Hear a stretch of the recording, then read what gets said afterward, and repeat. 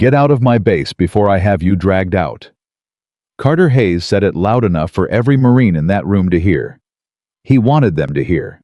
He wanted the woman standing in front of him to understand exactly where she was and exactly how little she mattered here. She didn't move. She didn't flinch. She didn't even blink. She just looked at him steady, unhurried, the way someone looks at a problem they've already solved, and said 2 words. "Your call." Carter had no idea. He was standing 12 inches away from the most dangerous sharpshooter on the eastern seaboard. He was about to find out. If this story already has your blood moving, subscribe to our channel, stay until the very end, and drop a comment telling us what city you're watching from. We want to see how far this story travels. The backpack hit the far wall and landed on the floor with a sound that carried across the entire recreation hall. 40 Marines stopped what they were doing. Some were mid-conversation. Some were eating. One had a fork halfway to his mouth, and he set it down without looking away from the far end of the room, where Lieutenant Carter Hayes was standing with his arms crossed and his jaw set, like a man who had already made a decision and was waiting for the world to catch up to it. The woman standing in front of him hadn't moved. She was average height, slim build, wearing plain civilian clothes, dark cargo pants, a gray pullover, hair tied back without ceremony. She didn't have rank insignia visible. She wasn't carrying anything that marked her as military, except for the way she stood, and most people in that room weren't looking closely enough to notice that. Carter had noticed, but he'd decided it didn't matter. "I told you," Carter said loud enough for the room to hear. "This facility is restricted. You walked into a Marine recreational space without authorization. I don't know how you got onto this base, and frankly, that's a security problem we'll deal with separately. Right now, you need to pick up your bag and walk back the way you came." The woman's eyes moved to the bag on the floor, then back to Carter. "I have authorization," she said. Her voice was calm, not quiet in the way of someone trying to avoid confrontation. Quiet in the way of someone who didn't feel the need to raise their volume because they already knew what they were saying was true. Carter laughed. It wasn't a friendly sound. Authorization. He repeated the word the way you repeat something a child has said that doesn't make sense. He turned to the room, and a few Marines smiled because they understood they were being invited to find this funny. "She has authorization." He looked back at her. "To what, wander into a Marine base and stand in our recreation hall like you own it? That the authorization you're talking about?" "My orders were transmitted to base command at 0600, she said. "If your CO hasn't briefed you yet, that's a communication issue on your end, not mine." The smiling stopped. Carter's expression shifted. Not much. He was too experienced to let his face do too much in front of his men, but something tightened around his eyes. "My CO," he said, "briefs me on things that matter." "Then I'd suggest getting on the radio," she said. It was not aggressive. It was not disrespectful in any tone you could point to and describe. But it landed in that room like a stone dropped into still water, and every Marine felt the ripple. Carter took a step toward her. "I'm going to tell you one more time," he said. "Pick up the bag, walk out that door. Do it now, or I'll have 2 of my men do it for you." She looked at him for a moment that stretched just slightly past comfortable. "Your call," she said. Carter turned his head. "Brooks, Hendricks." 2 Marines near the left wall stood up. Noah Brooks was younger than most in the room. 24, recently promoted to corporal, still carrying that particular combination of eagerness and uncertainty that defined a man who had something to prove. Marcus Hendricks was 30, built like someone had designed him specifically for the purpose of moving things that didn't want to be moved. They both walked toward the woman. Hendricks reached her first. He put his hand on her left arm, gripping just below the shoulder, the standard hold. Firm. Controlled. Practiced. What happened next took less than 4 seconds. Hendricks went from standing to braced against the wall with his arm locked at an angle that made continuing forward physically impossible. He didn't fall. He didn't cry out. He simply stopped because his body had received very clear information that stopping was the correct response. The woman stepped back from him, hands open, no threat in her posture, and looked at Carter. "I didn't hurt him," she said. "I won't unless you keep sending people." The room was absolutely silent. Hendricks slowly straightened up, rolling his shoulder, his expression cycling through several things before settling on something that looked like reluctant respect. Noah Brooks had stopped walking. He was standing 3 feet from the woman now, close enough to have seen exactly what she did, and his eyes were doing the thing eyes do when the brain is trying to recategorize something it thought it understood. Carter Hayes did not move for a full 5 seconds. In those 5 seconds, the room waited. Carter had been an instructor at Redstone for 3 years. Before that, he'd done 2 combat deployments, earned a commendation, and built a reputation as someone whose training produced results. He was not a man who backed down from things. His Marines knew that. They were watching now to see what it looked like when something he didn't account for walked into his space and refused to move. "Who are you?" he said. "My name is Emily Carter," she said. "I'm attached to this base for a joint evaluation assignment. I'd suggest we move this conversation to your CO's office before it becomes something neither of us wants in an official report."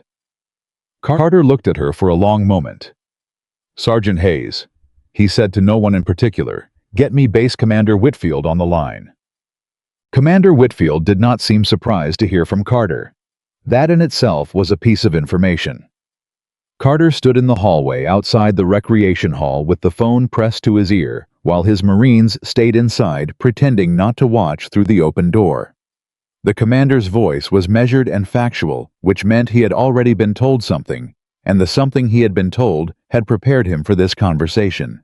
Lieutenant Whitfield said, "Sergeant Carter's orders came directly from Naval Special Warfare Command. She has full access to your facility. Full access means what it sounds like."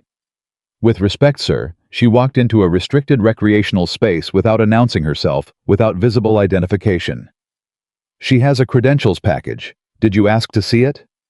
Carter paused. The honest answer was no. He had seen a woman who didn't fit the pattern he expected, and he had moved to address that before asking any questions that might have complicated the narrative he'd already written in his head. "Sir," he said, "there was a physical altercation. One of my Marines." "Did she initiate it?" Another pause. "No, sir." "Then I'd suggest," Whitfield said carefully, "that you spend some time thinking about the difference between a security response and a reflex. In the meantime, extend Sergeant Carter full professional courtesy. She is there on behalf of Naval Special Warfare Command. That office doesn't send people for reasons they explain to me in detail. Understood?"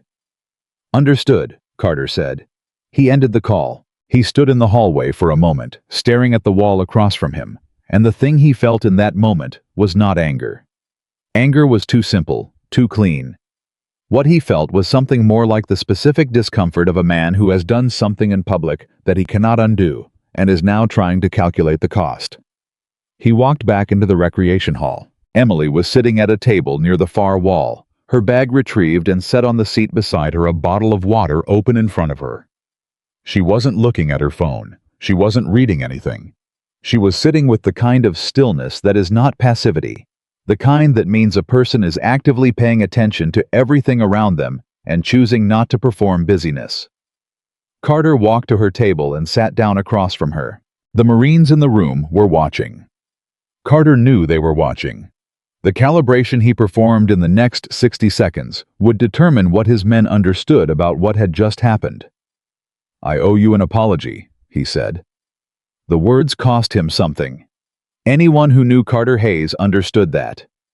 Emily looked at him across the table without warmth and without coldness. "What I need from you," she said, "is access to your training schedule, your unit's mission logs for the last 8 months, and a briefing space I can use starting tomorrow morning." Carter was quiet for a moment. "That's not a response to an apology," he said. "No," Emily agreed. "It's not." She picked up her water bottle, took a measured sip, and set it back down.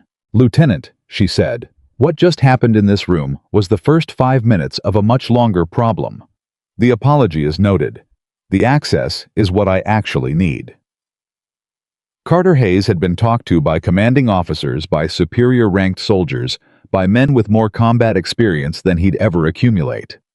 He was not accustomed to being talked to this way by someone whose rank he didn't know and whose file he hadn't seen. The part of him that knew that should bother him more than it did was the part he couldn't fully explain. You'll have the access, he said. He stood up, pushed back the chair, and walked out. Noah Brooks waited until the lieutenant was gone before he crossed the room. He didn't sit down at her table. He stood a few feet away, close enough to be heard, but not so close that it looked like he was approaching her with any kind of authority. He was holding his own water bottle with both hands, and his body language had the particular quality of someone who is trying to look casual about a thing they are not casual about at all. Emily looked at him. "You were the one he sent first," she said. "You stopped before you reached me." Noah nodded. "Yeah," he said. "Why?" He thought about that for a second. "Because I watched what happened to Hendricks," he said. "And I could see you weren't scared. People who aren't scared are either about to do something stupid, or they know something you don't. You didn't look like you were about to do something stupid." Emily looked at him for a moment. "What's your name?" "Brooks, Noah Brooks, Corporal." "How long have you been in Corporal Brooks?" 22 months. "And how long have you been at Redstone?" 6 months. She nodded slowly, like she was filing something. "You notice things," she said. "I try to," he said. "That's a good habit." She picked up her bag. "Don't lose it." She walked out of the room, and Noah stood where he was holding his water bottle, watching the door she'd gone through. Hendricks appeared at his shoulder. "That was the strangest thing I have ever seen," Hendricks said. "Yeah," Noah said. "She's tiny." "Yeah. She could have broken my arm." "I know." Hendricks shook his head slowly. "Who is she?" Noah didn't answer because he didn't know, and the not knowing felt important in a way he couldn't explain yet. Emily Carter's room in the base's visiting officer quarters was functional and impersonal, which was exactly how she preferred the places she slept in during assignments. She'd learned early in her career that you don't decorate spaces you're going to leave. You keep them clean, organized immediately, departure ready, because the moment you start treating a temporary space like home is the moment you've stopped treating the mission like a mission. She sat on the edge of her bed with her mission file open on the secure tablet in her lap. The file was not long. The most important things rarely were. 12 months ago, a joint operation involving a Marine recon unit and a SEAL operator team had failed in the field. Not catastrophically, no one had died in the mission itself. The failure had been quieter and more expensive than that.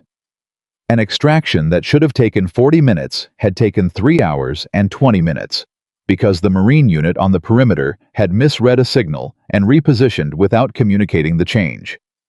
The SEAL team had moved into a zone they believed was covered. It wasn't. The cost of that was not in the final report. The final report said the mission was completed with delays attributable to evolving field conditions.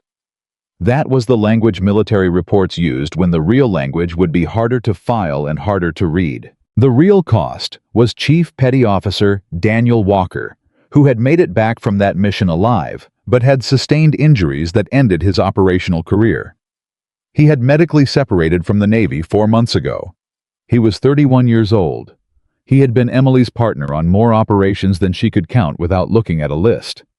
She had been the one to drive him to the separation processing office. He had not asked her to come. She had come anyway. She sat in the waiting area for 4 hours while he processed out, and when he came out the door and saw her, he looked at her, the way soldiers look at each other when neither of them knows what to say, and both of them know that saying nothing is the wrong answer. "You didn't have to wait," he said. "I know," she said. They stood in the parking lot for a while, and then Daniel said, "It wasn't their fault, the Marines." "I know," Emily said again, because she had the report, because she knew what the report said, because the report was technically correct. "Somebody should go fix it," Daniel said. "Not punish them, fix it." She had volunteered for this assignment 2 weeks later. Now she sat in her room at Redstone Base with Daniel's words in her head and Carter Hayes's face in her memory. And she understood that these two things were going to be the central tension of everything that came next. Not because Carter was her enemy, but because Carter represented the pattern, the certainty, the rank-based confidence, the assumption that experience and authority were the same thing that had put Daniel Walker in that parking lot. She closed the tablet. She lay back on the bed fully clothed and stared at the ceiling and didn't sleep for a long time. The next morning, Carter's unit was at physical training at 0530, which Emily knew because she was watching from a position where she could see without being seen. This was not surveillance, it was assessment. There was a difference, though, she understood. It was a distinction that would not land well if she explained it to Carter directly. What she saw in those 45 minutes told her more than the mission logs had. The unit was physically excellent. Carter had built something real there. The conditioning was genuine. The discipline of the PT formation was maintained without the kind of shouted correction that indicated underlying disorder. These were men who had been trained hard and had internalized a large part of it. The problem was not capability. The problem was what she saw in the interaction between Carter and his junior NCOs during the cooldown period, when the formal structure of the exercise relaxed and people started talking. The junior men deferred. Not in the way of respect, in the way of erasure. They stopped having opinions when Carter was present. They stopped proposing alternatives. They answered questions with the answer they thought he wanted, and Carter received those answers without seeming to notice that he was receiving performance instead of information. It was a subtle thing. It would not show up in a performance review. It would not be visible in any individual interaction if you only looked at that interaction in isolation. But Emily had seen what it produced in the field, and she had watched Daniel Walker walk out of a processing office at 31 years old, and she knew what this cost. She went to the briefing room she'd been assigned and began building her assessment on paper. Carter found her there at 0700. He knocked on the open door, a courtesy she noted, and stepped inside with a folder under his arm. His posture was composed. He had rebuilt it overnight. Whatever the 5 seconds in the hallway had cost him, he had paid it and moved on, which told Emily something about him that was actually worth knowing. Mission logs, he said, setting the folder on the table. 8 months. Training schedules are in the second section. Thank you, she said. He didn't leave. She looked up. Something else, she said. Carter sat down across from her, put his hands flat on the table, and looked at her the way a man looks at something when he's decided to stop pretending he's not looking at it. You're here because of the Walker operation, he said. It wasn't a question. Emily held his gaze. What makes you say that? She said. Because it's the only joint op we've been part of in the last 2 years that didn't go clean, Carter said.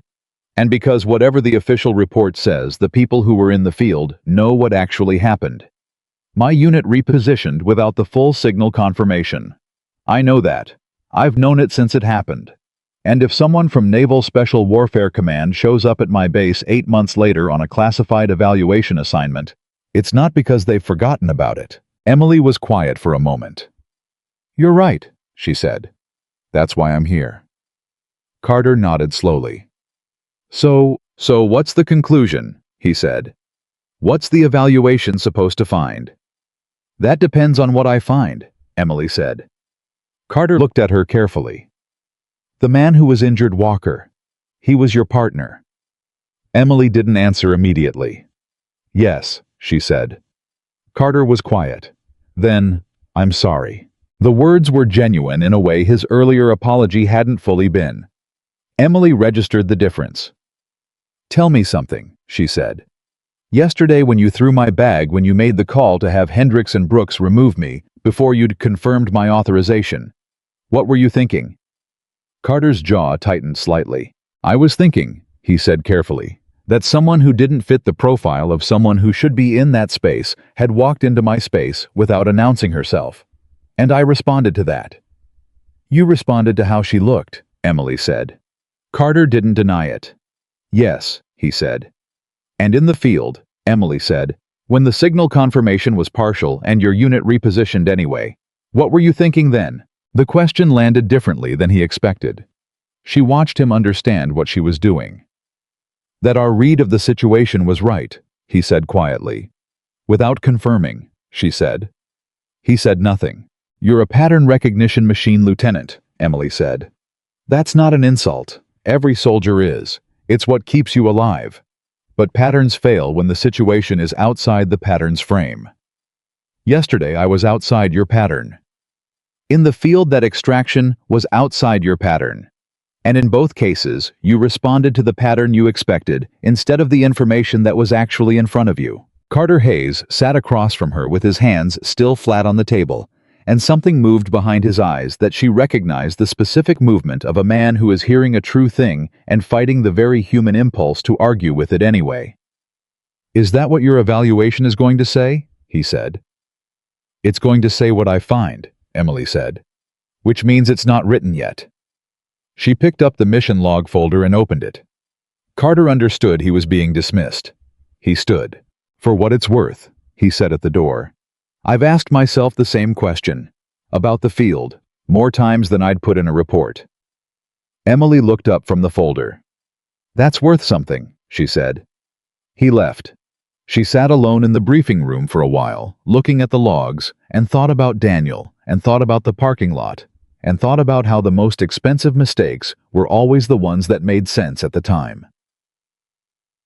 By afternoon, word had spread through the unit.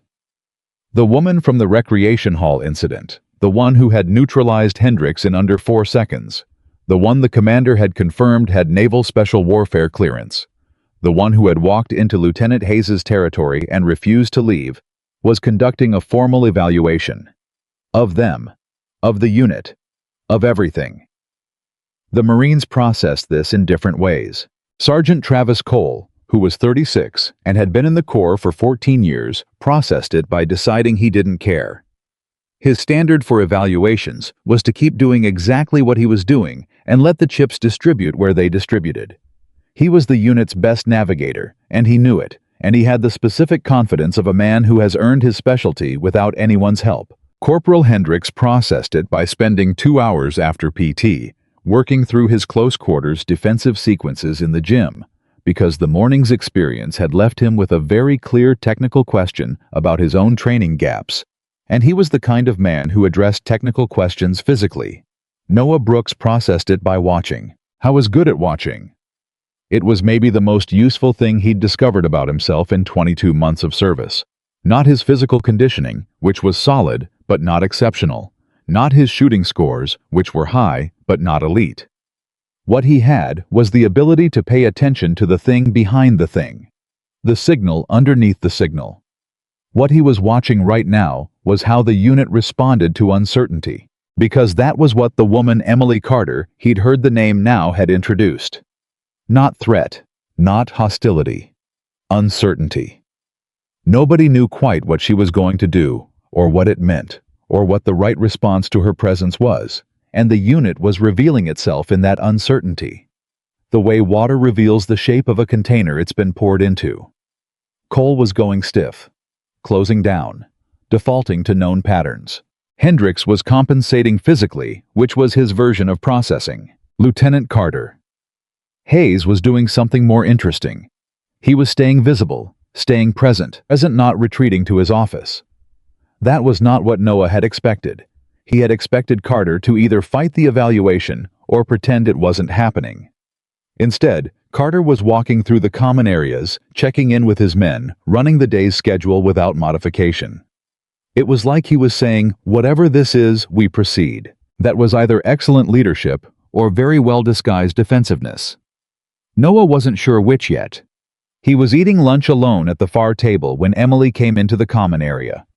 She got food from the line without speaking to anyone, chose a table by the window, not isolated, not at the center, and began eating while reviewing something on her tablet. Noah watched the room react to her presence, the way a school of fish reacts to something unfamiliar entering the water. Not panic, just orientation. Every person in the room knew where she was without looking directly at her. After a few minutes without looking up from her tablet, Emily said, "Corporal Brooks." Noah looked up. She still wasn't looking at him. "Yes, ma'am," he said. "You've been watching the room for 40 minutes, she said. "What do you see?" He hesitated. "You don't have to filter it," she said. "I'm asking what you actually see." Noah thought for a moment.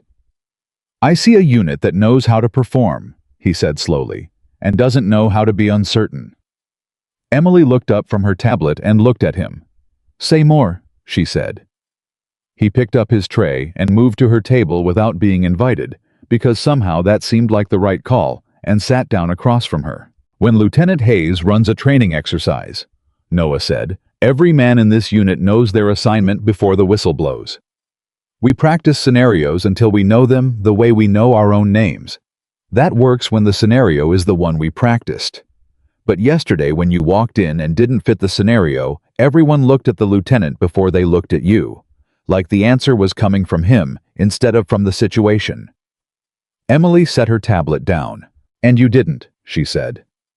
I stopped walking, he said. I'm not sure that makes me smart. Maybe I was just slower than Hendrix. You stopped because you were gathering information, Emily said. You saw she wasn't scared and you updated your read of the situation before you acted. That's not slowness. She picked up her fork. Most people in this unit will tell you their biggest strength is decisiveness.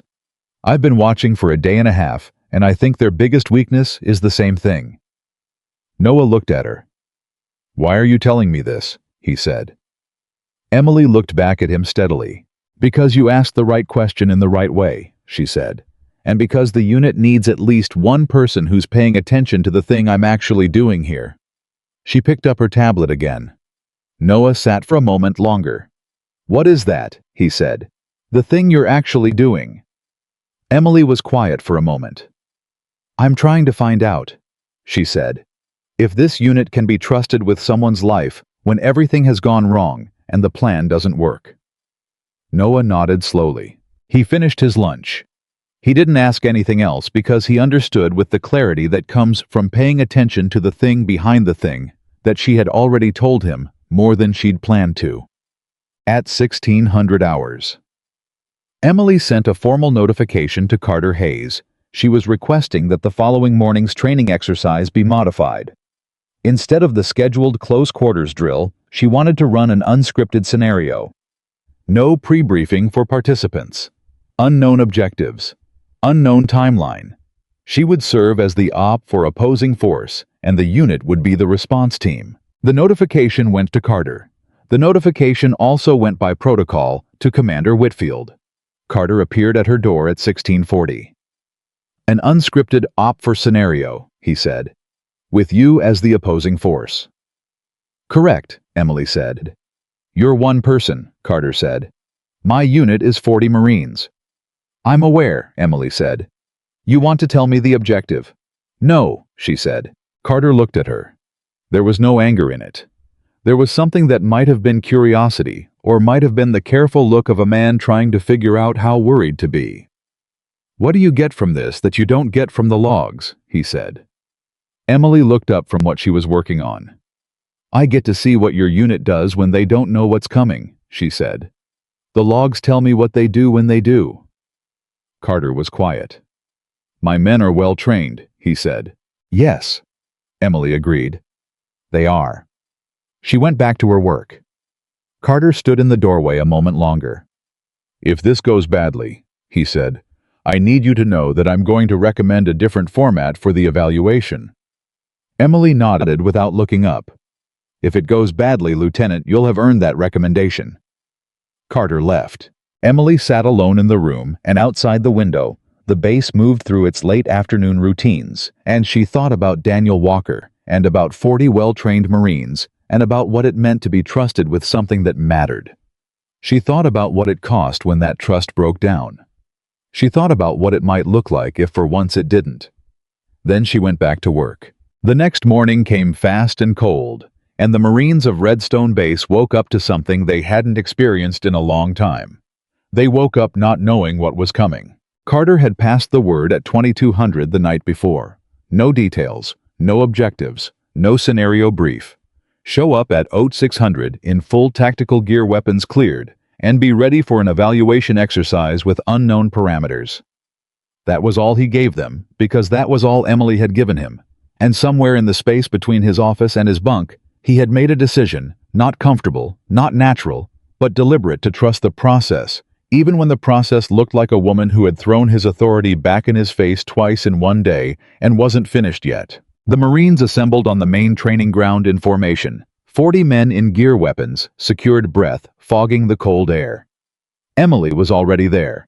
She was standing at the far end of the ground in plain tactical clothing, no rank, no unit patch, nothing that told them anything about who she was beyond what they already knew. Which wasn't much. Which was the point? Carter stood to the side. Not in front of his men. To the side. Emily had asked him to observe rather than command for the duration of the exercise, and he had agreed, and the men had noticed the moment he took that position, because it was not a position Carter Hayes occupied in the natural order of things. Emily looked at the formation. "Good morning," she said. No rank address. No formality. 40 Marines looked at her without responding. "I'm going to tell you 3 things," she said. "First, this exercise has no script. I don't have a pre-planned scenario. I'm going to react to what you do, and you're going to react to what I do, and we're going to find out together what that looks like. Second, your objective is to locate and contain a single opposing force operative within the training complex. That operative is me. Third, you have 30 minutes before I begin moving. After that, the exercise is live." She paused. Questions. Sergeant Travis Cole's hand went up immediately. Cole had 14 years and the specific impatience of someone who has processed too many briefings that didn't answer the right questions. "Rules of engagement," he said. "Simunition rounds," Emily said. "Same as your standard force-on-force protocols. You tag me, exercise is over. I tag one of yours, that man is out. Last man standing or successful containment before time limit. Any other questions?" Nobody raised a hand. "Good," she said. "Your 30 minutes starts now." She turned and walked into the training complex. The formation held its silence for exactly 4 seconds after she disappeared. Then Cole turned to the group and started talking fast and low, and the unit began moving into its natural operational pattern. Cole running perimeter assignment fire teams, splitting along established channels, radio check procedures initiating. Noah Brooks stood at the edge of the formation and watched it happen, and felt something that he couldn't immediately name. It took him a moment to identify it. The unit was running its standard scenario response. They were treating this like the exercises they'd practiced. They were doing what they knew. And Emily Carter had been in the room for every one of their standard training exercises. He'd seen her watching from edges and corridors for the past day and a half. Not obviously. Not in a way that looked like surveillance. But she had been there, and she had been paying attention, and that meant she knew their standard response. She'd built her op for strategy around it. Noah jogged to Cole's position. "Sarge," he said. Cole didn't look up from the radio he was adjusting. "Brooks, you're on East Perimeter Fire Team 3 move." "She knows our standard response," Noah said. Cole looked up. "Say again." "She's been watching our training rotations for a day and a half," Noah said. "She knows how we split teams. She knows our communication channels. She knows the pattern." Cole stared at him for a moment. "Then she knows we're coming," Cole said. "That's not new information in a real operation."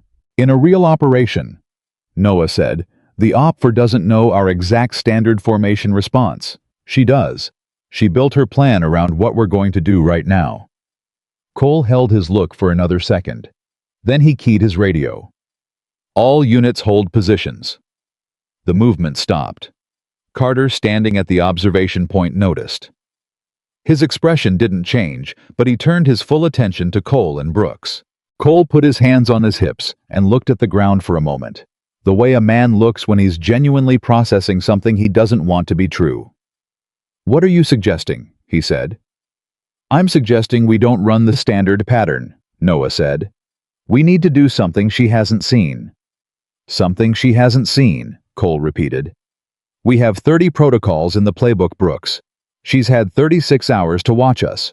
Which ones hasn't she seen?" "None of them," Noah admitted. "So we improvise." Cole stared at him.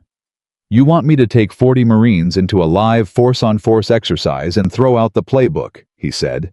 "I want us to give ourselves a chance," Noah said. The radio crackled. One of the fire team leaders. "Cole, we've got 15 minutes left on the 30. What's the word?" Cole looked at Noah, then at Carter in the observation position. Carter said nothing. He just watched, to the side, observing. Cole keyed his radio. "New plan," he said. Listen close." The unit listened. It was not a polished plan. It was not a practiced plan. It was Cole taking 20 years of instinct and 14 years of experience, and Noah's observation and building something in the field from parts that had never been assembled that way before. Fire teams that didn't usually pair together. Communication on frequencies they used for secondary channels rather than primary. Movement timing that didn't match their standard interval. It was messy. It was uncomfortable. Half the men on that radio call were quiet in the way people are quiet when they're skeptical, but they're following anyway, because the man giving the order has earned the right to be followed into uncomfortable places. Cole finished. Questions. Silence. "Move," Cole said. They moved. Emily heard them coming 12 minutes into the exercise. She heard them differently than she'd expected to. She was positioned in the second level of the training structure, using the geometry of the building, the way she'd mapped it during her walkthrough the previous afternoon. She had 3 fallback positions planned, 2 interception angles, and a primary extraction route that assumed, based on 36 hours of observation, that the unit would split along their standard fire team assignments and approach from the east and north perimeters simultaneously. What she heard was not that. The approach timing was off. The pairing was wrong. The frequency discipline was different. They were using a channel she associated with their secondary communication protocol, which meant they'd shifted primary, which meant somebody had thought about the fact that she'd been listening. She adjusted. Not significantly. She had enough experience that a plan change at this stage didn't require starting over. But she adjusted, and she noted with something that was not quite surprise but was adjacent to it, that someone in that unit had paid attention to something she thought she'd done invisibly. She moved to her secondary position. The first fire team came through the lower corridor 2 minutes later. She was above them, ready, repositioned, and she watched them clear the space with exactly the kind of competence she had recorded in her mental file on this unit. Physical execution was not their problem, never had been. She let them pass. The second team came in from an angle she hadn't assigned to any fire team in their standard protocols. She was already moving by the time they crossed the threshold, but it was closer than it should have been, and she registered that as a data point. Somebody had changed the plan. She went to the third position, and that was where she found Noah Brooks. He was alone, which was not standard protocol for any scenario she'd observed. He was standing in the middle of the corridor, not pressed against the wall, not in a tactical position. Just standing. His simunition weapon was down at his side. He was looking directly at the position she'd just come from. Not at her. At where she'd been. He'd tracked her movement. Emily stopped. She was 12 feet from him. She had a clean shot. The exercise should have been over in the next 2 seconds. She didn't take it. "Corporal Brooks," she said. Noah turned. He saw her. He brought his weapon up, not all the way, not a clean firing position, but up, and they stood 12 feet apart in the corridor, looking at each other. "How did you know the third position?" she said. Noah kept his weapon at partial raise. "I didn't," he said. "I knew you moved when we changed the pattern. I knew your second position based on your approach angles from the previous observation. I guessed the third based on where I'd go if I were you." Emily looked at him. "You tracked my movement based on positional logic," she said. "I tried to," he said. "Why did you come alone?" "Because I thought if we were all here, you'd hear us before we got close enough," he said. "And I thought if there was one person and you knew who it was, maybe you'd talk before you fired." It was an extraordinary thing for a 24-year-old corporal to say in the middle of a force-on-force exercise. Emily lowered her weapon. "Tag," she said. She touched her own shoulder, the gesture that indicated a simunition contact acknowledging the position he'd put her in. "Exercise over." Noah stared at her. "I didn't fire," he said. "No," Emily said. "But you had position, in the field that counts." She keyed her radio. "Exercise concluded. All units return to main ground." The radio crackled acknowledgments. Noah was still looking at her. "You let me take it," he said. "The position. You could have fired before you walked into the corridor." Emily didn't answer that. She walked past him toward the exit. "Corporal," she said without turning around. "Ma'am, tell me something. The plan change that was you. A pause. Cole ran it, Noah said. I know Cole ran it, Emily said. Who suggested it? A longer pause. I did, Noah said. Emily nodded, still walking. Good instinct, she said. Don't let anyone talk you out of trusting it.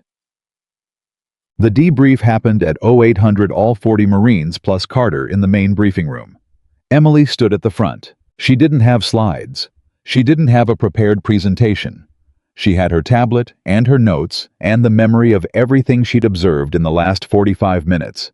And she delivered the debrief, the way she delivered everything, without softening the edges, without performing encouragement, without giving people the version of the truth that was comfortable rather than useful. You adapted, she said. That's the headline. You ran a non-standard pattern on 40 minutes notice, with no practice run, and you adapted. I want you to hear that clearly because it matters, and because I don't say things I don't mean. The room was quiet. Some of the men were clearly waiting for the other shoe. Here's what else is true, Emily said. Your communication lag on the pattern change cost you 4 minutes. In a real scenario, 4 minutes is the difference between a contained situation and a critical one.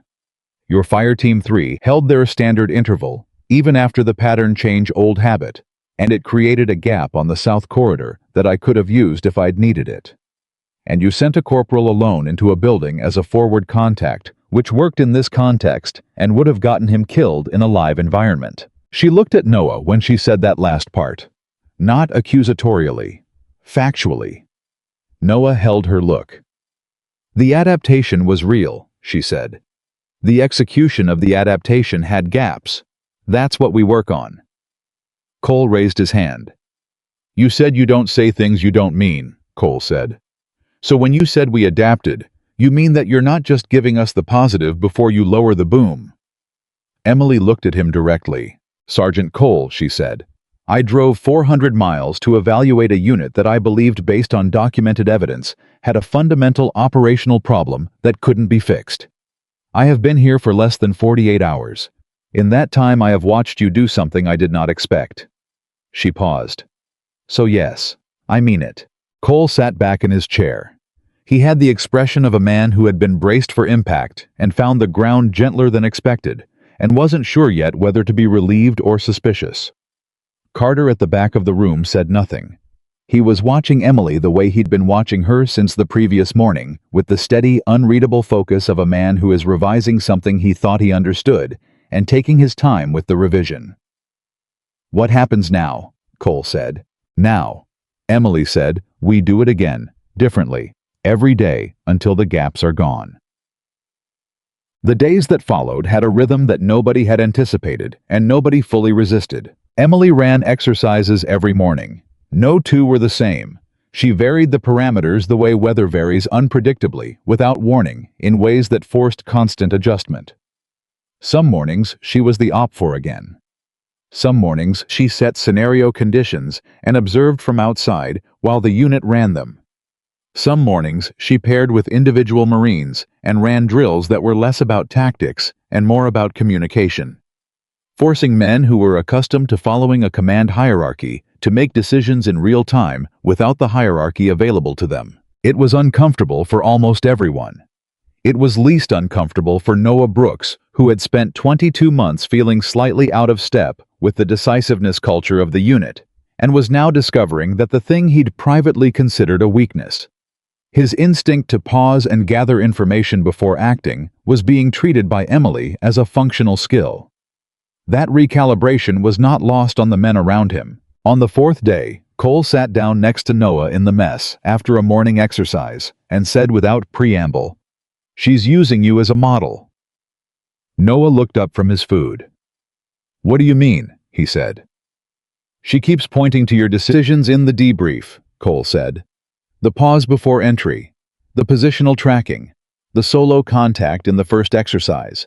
She doesn't say do what Brooks does, but that's the shape of it." Noah shook his head. "She's pointing to the outcome. She'd say anyone who made those calls got it right." "Maybe," Cole said. "But you keep making those calls, and she keeps being in the room when you do." Noah was quiet for a moment. "Is that a problem?" he said. Cole looked at him steadily. Depends, Cole said, on whether you're right. It was the closest thing to an endorsement Cole had given anyone in years. And Noah understood that, and understood also that it came with the specific weight of a man who didn't give things like that easily. On the 5th day, Emily found Carter in the equipment bay after the morning exercise. He was running maintenance on his sidearm, not because it needed it, she was fairly sure, but because it was the kind of task a man does when he needs to do something with his hands while he thinks. Sit rep, she said, borrowing the military shorthand without ceremony. Carter set down the cloth he was using. The unit is responding, he said. You know that. I know what I observe, Emily said. I'm asking what you see from inside it. Carter considered that. Cole is the tell, he said. Cole has been in 14 years. He does not change course easily. When he started running your non-standard patterns without being told to, that was the moment I knew something was actually shifting. He paused. It usually takes me a year to get Cole to adopt a new approach. It took 4 days, Emily said. It took 4 days because he saw something that made the new approach make sense to him, Carter said. That's different from being told to do it differently. Cole doesn't move for orders. He moves for reasons. Emily nodded slowly. Your unit is not broken, she said. Carter looked at her. No, she said. I know that's what you've been waiting to hear. Your unit is not broken. It had a pattern problem. One specific failure mode that became visible under specific conditions. That doesn't make it broken. Carter set the sidearm down on the bench carefully. Then what does the evaluation say? He said. The evaluation isn't finished, she said. But if it ended today, he said. Emily looked at him for a long moment. If it ended today, she said, it would say you have a unit that is capable of change under pressure, which is rarer than you'd think. Carter was quiet. Why are you telling me this now? He said. Because tomorrow, Emily said, I'm going to make it harder. She left. Carter sat in the equipment bay with his hands flat on the bench and stared at the wall for a while, and he thought about what she'd said, a unit capable of change under pressure. And he thought about Daniel Walker, and he thought about the 8 months since the operation that had failed, and all the quiet conversations he'd had with himself in the middle of the night about what had gone wrong and why and whether it could have been different. He thought maybe it could have been. I thought maybe that was the thing Emily Carter had known from the beginning. The harder thing came the next morning, and nobody was ready for it. Emily assembled the unit at 0600 as usual. But instead of initiating a tactical exercise, she set 4 chairs at the front of the assembled group and told 4 men to sit in them. She chose the men herself. Carter, Cole, Hendricks, Noah. The rest of the unit stood in formation. What I'm about to do, Emily said, is the part that matters more than the shooting and the op for drills and the positional exercises. Pay attention. She looked at Carter. Lieutenant Hayes, she said. 11 months ago, the Walker operation. Tell me what happened. The air in that space changed. Carter had known something like this was coming. He'd known it the way you know a difficult conversation is coming abstractly at a distance, in a way that lets you pretend you're prepared right up until the moment it arrives and you find out you weren't. He didn't look away from her. My unit misread a signal confirmation during the extraction phase, he said. We repositioned without full confirmation from the SEAL element. The repositioning created a coverage gap. One SEAL operator moved into the gap assuming it was covered. He was exposed. Emily nodded. Who made the call to reposition? I did, Carter said. Based on what? She said. Carter was aware of 40 Marines listening. He was aware of Cole to his left, of Hendricks to his right, of Noah Brooks at the end of the row. Based on my read of the field conditions, he said. Based on pattern recognition that told me the signal was a confirmation, even when it was incomplete. Pattern recognition, Emily said. Yes. The same mechanism, she said carefully, that told you a woman who didn't look like a Marine didn't belong in your recreation hall. The room was absolutely still. Carter held her gaze. His jaw was set. Something was moving behind his eyes, and it was not anger. Yes, he said. Emily turned to Cole. Sergeant Cole, she said. In the same operation. You were on perimeter. What did you see? Cole straightened in his chair. I saw the lieutenant's repositioning call, he said. I thought it was early. I didn't say so. Why not? Emily said. Because it was his call, Cole said. Was it the right call? She said. Cole was quiet for a moment. No, he said. It wasn't. But you didn't say so, Emily said. No. Why not? She said again, and the repetition was deliberate, because she needed him to say it out loud in front of 40 people, where it could do some work. Cole looked at the floor, then back up. Because in this unit, he said slowly, you don't second-guess the lieutenant's call in the field. That's not how we operate. And how's that working for you? Emily said. It was not cruel. It was precise. Cole absorbed it the way you absorb something precise with a slight intake of breath and then stillness. Not well, he said. Emily turned to Hendricks. Corporal, she said. When you reached for me in the recreation hall and I stopped you, what was your first thought? Hendricks blinked. He hadn't expected to be in this conversation. Honestly, he said. Please, Emily said. That something had gone very wrong with my training, he said, because I couldn't figure out how you did it. A few men in the formation almost smiled. And your second thought, Emily said. Hendricks looked at her steadily. That I'd grabbed someone I shouldn't have, he said, and that if the situation had been different, that mistake would have cost me more than my pride. Emily nodded. She turned to Noah last. Corporal Brooks, she said. In the first exercise, you came in alone. You tracked position. You made an unconventional call that no one had authorized. Why? Noah looked at her. Because the standard call wasn't going to work, he said. And because sometimes the unconventional call is the only one that gets you close enough to matter. Emily looked at all 4 of them. Then she turned to the 40 men standing in formation.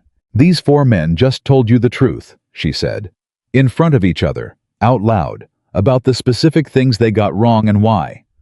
I need you to understand that this is not a normal thing. Most people in most rooms, military or otherwise, do not do this. They protect the version of events that makes them look most competent. They protect the hierarchy. They protect the comfort of certainty. She paused. And people die because of it. Nobody moved. Chief Petty Officer Daniel Walker, she said, and her voice stayed level, is not dead.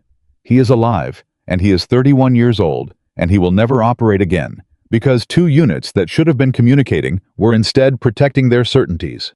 1 on each side, including mine. The last 2 words landed like a door closing, including mine. The formation heard it. Carter heard it. Cole heard it. Nobody had expected that the acknowledgement the way she folded herself into the accounting she was doing. Noah Brooks heard it and understood something shifted in him that he didn't have language for yet. I am not here to punish this unit, Emily said. I told some of you that individually. I'm telling all of you now. I am here because the man I am trying to honor would not have wanted punishment. He would have wanted this. She gestured to the space around them. This conversation. These 4 men telling the truth in front of 40 people. This unit being willing to look at what it cost and decide to be different because of it. She stepped back. That's the evaluation, she said. Not the shooting scores, not the op for exercises. This. Whether you can stand in a room together and tell each other the truth about what happened and what it cost. She looked at Carter directly. Lieutenant, she said. Is there anything you want to say to your unit? Carter Hayes stood up from his chair. He had done harder things physically in his career. He had not done many things that felt harder than this. I made a call, he said, that I was confident in, that I didn't confirm, that I didn't let anyone question, and it cost someone his career. He stopped, restarted. I've been in this unit long enough that my confidence became the ceiling of this unit's thinking. And that is not something I put in a report, and it is not something I was told by anyone in the chain of command, and it is not something I would have understood without the last 5 days. He looked at Emily. Without someone willing to show me what it looked like from outside. The room was silent in the way rooms are silent when something real has been said in them. Cole stood up without being asked. Same, Cole said. That's all. Same. He sat back down. It was 12 words shorter than Carter's statement, and carried identical weight because everyone in the room knew what Cole giving that acknowledgement cost him and what it meant that he gave it anyway. Emily stood at the front of the room and did not perform emotion, but she felt it. It moved through her the way something moves when you've carried it for a long time and someone helps you set it down without making a thing of the weight. She thought about Daniel. She thought about the parking lot. She thought about what he'd said. Somebody should go fix it, not punish them, fix it.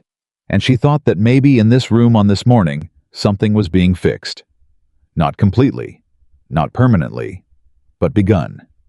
And beginnings were what you worked with when you were out here trying to make something better out of the things that had gone wrong. Noah Brooks watched Emily from his chair at the end of the row and thought about instinct and about trust and about what it cost to tell the truth in a room full of people who were watching to see what truth looked like when someone actually said it. He thought it looked like this. It looked like 4 chairs at the front of a formation. It looked like a lieutenant standing up and not making excuses.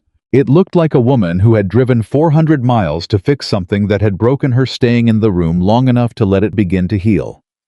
He didn't know yet what came next, but he knew that whatever it was, this unit was going to face it differently than the one that had assembled on the training ground 5 days ago. And he knew in the particular way he knew things, by paying attention to the thing behind the thing that Emily Carter had known that was possible before any of them had. That was the thing that stayed with him when the formation broke and the men moved back into the rhythm of the day. Not the exercises, not the debrief, not even the moment in the corridor with the weapons partially raised. The thing that stayed was that she had come here believing in something she hadn't been sure was still there. And she'd been right. The morning after the 4-chair debrief, something had changed in the air at Redstone Base, and everyone could feel it without being able to name it precisely. It wasn't warmth exactly. It wasn't the kind of team-building breakthrough that got written up in leadership manuals with stock photos of people shaking hands.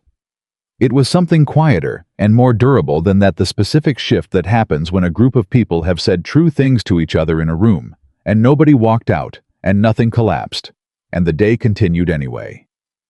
That survival changes something. It tells people that honesty has a floor under it, that the room doesn't actually fall apart when you stop performing certainty, and that knowledge rewires behavior in ways that no amount of tactical drilling can. Carter felt it when he walked into the briefing room at 0600 and found 3 of his junior NCOs already there, talking. Actually talking. Not performing camaraderie.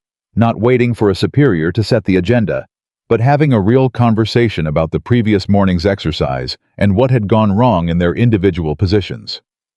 They stopped when he walked in out of habit, and Carter did something he hadn't done naturally in years. He said, "Don't stop, I want to hear it." They looked at each other. Then they kept talking. And Carter pulled a chair and sat at the edge of the conversation, instead of at the head of it, and listened.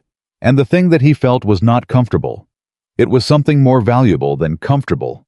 It was useful. Emily was at the shooting range at 0545, not running an exercise, not observing, shooting. Noah found her there when he came in for his individual morning practice, which he did 3 days a week regardless of what the unit schedule held, because shooting was the thing he had been told he was good at, and he had learned early that being told you're good at something is not a reason to stop working on it. He stopped at the entrance when he saw her. She was at the far lane. Standard rifle. The targets were set at distances he could read from the entrance, and the distances were not standard range distances. They were significantly beyond standard range distances. He stood and watched for the moment without making his presence known, not from any tactical instinct, this time just from the pure involuntary response of someone watching a thing being done at a level he hadn't encountered before. She fired 7 rounds. He couldn't see the targets clearly from where he stood, but he could see the rhythm, not fast, not slow, but metronomic in a way that spoke of absolute control. Not the control of someone concentrating hard. The control of someone for whom this was so deeply practiced that concentration wasn't the right word for what was happening. The right word was something closer to conversation. Like she was talking to the rifle, and the distance, and the target, in a language she'd been fluent in for so long that she no longer thought about the grammar. She set the rifle down and turned without surprise. "Brooks," she said. "Ma'am," he said. He walked to the lane beside her and looked downrange at her targets. He didn't say anything for a moment. "7 rounds," he said finally. "7 rounds," she confirmed. "What's the distance on the far target?" 1,800 meters, she said. Noah looked at the target. He looked at it for a long time. In his training and everything he'd been taught about precision shooting, 1,800 meters was not a number that appeared in practical exercises. It had appeared in discussions of theoretical maximum effective range, in the context of specialized equipment and ideal conditions and highly specific scenarios that most shooters would never encounter. "All 7, he said. 6, she said. "The 5th was wind-affected. I adjusted after." "You counted the wind-affected round," he said. "You count every round," she said. "The ones that hit clean tell you what you're capable of. The ones that don't tell you what you still have to learn." Noah set up in his own lane and began his practice. He shot well. He knew he shot well. His scores confirmed it. But in that moment, in that space, his definition of well had just been revised in a direction he hadn't anticipated. After 20 minutes, Emily picked up her rifle case. She was leaving. "Can I ask you something?" Noah said without looking up from his lane. "You can ask," she said. "How long?" he said. "To shoot like that? How long does it take?" Emily was quiet for a moment. "The mechanics," she said, "maybe 3 years to build correctly. But the mechanics are the smallest part." She paused. "The hardest thing to learn is how to be still enough. Not physically. Inside." Another pause. "Most people spend their whole career trying to eliminate the quiet, because the quiet is where the difficult things live. The ones who become exceptional are the ones who learn to stay in it." Noah turned and looked at her. "The quiet," he said. "The space between the decision and the action," she said. "Most people fill it with noise, certainty, habit pattern. The best shooters don't. The best operators don't." She picked up her case. "You're better at that than you know, Corporal." She walked out. Noah turned back to his lane and stood there for a moment with his rifle held at rest and thought about the space between the decision and the action, and thought that maybe the thing he'd always considered an uncertainty in himself was something else wearing a different name. At 0800, Emily called an exercise that nobody had seen before. She assembled the unit on the training ground as usual, but instead of tactical gear, she told them to come in PT clothes. No weapons, no equipment, just themselves. The unit complied with the particular kind of wary compliance that comes from 5 days of not knowing what was coming next. Emily stood in front of them with a single piece of paper. "This morning," she said, "we're going to do something that is going to feel wrong to most of you. It's going to feel wrong because it is not a military exercise, and it does not look like what you think training looks like." She looked at the formation. "I want each of you to find a partner, not your usual partner, not the person you'd naturally pair with, and I want you to spend 15 minutes telling them about a decision you made that you got wrong. Not in training, in life. A decision you still think about. A decision that cost something." The formation was very still. "That's the exercise," Cole said from the second row. "That's the exercise," Emily said. "With respect," Cole said. "I don't see how." "Sergeant Cole," Emily said calmly. 5 days ago, you sat in a chair in front of 40 people and told them you knew your lieutenant's call was wrong and you didn't say so. You did that, in front of everyone." She paused. 15 minutes with one person you trust should be considerably easier." Cole closed his mouth. The unit began to pair off. Carter walked to Emily's position at the edge of the ground. "This is deliberate," he said quietly. "Not accusatory. Observational." "Everything I do is deliberate," she said. "You're building something," he said. "This is not about the decisions themselves. It's about the act of saying them out loud to someone who isn't your superior." Emily looked at him. "Your unit's communication failure in the Walker operation," she said, "was not a radio failure. It was not a signal protocol failure. It was a failure of people to say the true thing to the person next to them in the moment when it mattered." She watched the pairs settling into their conversations across the training ground. "You can't fix that with tactical drills. You fix it by making honesty a practiced behavior instead of a crisis response. Carter watched his men. Cole was talking to a 22-year-old private named Garcia, who had been in the unit 4 months. Cole was talking, not Garcia. Cole was talking first, which was Carter knew this without needing confirmation. Not a thing that happened in the natural order of Sergeant Travis Cole's interactions with men, junior to him. "It's working," Carter said quietly. "It's starting," Emily said. "Working takes longer." Carter turned to her. "Tell me something," he said. "When you drove to Redstone before you got here, before any of this, what did you think you were going to find?" Emily was quiet for a moment. "A unit that was going to confirm what I already believed," she said. "Which was," she looked at him directly, "that the failure was cultural," she said.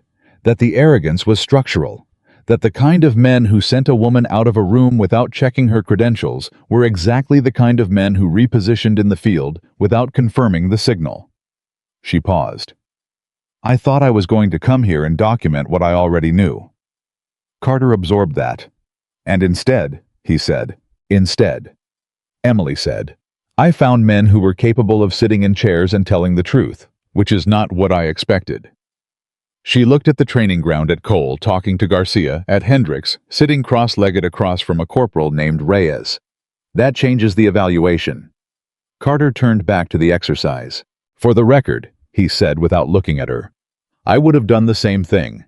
If I'd walked into a space and seen someone I didn't expect, I would have verified first." He paused. "I didn't. And that tells me something about the gap between who I think I am and what I actually do under pressure." Emily said nothing. "That's the thing you've been trying to show us," Carter said. "Not that we're bad at tactics. That we're better in the plan than in the moment." "Yes," Emily said. "How do you fix that?" he said. "You just did," she said, "by saying it out loud." The exercise ran 20 minutes instead of 15 because nobody wanted to stop. That was the data point Emily had been waiting for, and when it came, she registered it with the specific satisfaction of someone who has placed a bet on something uncertain and watched it pay off. Not arrogance.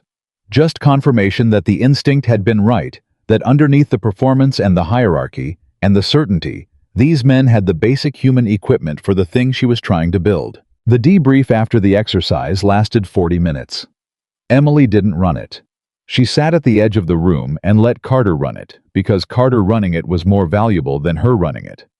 The unit needed to hear from their lieutenant that this kind of conversation was legitimate inside their structure, not something that existed only in the space an outsider had opened.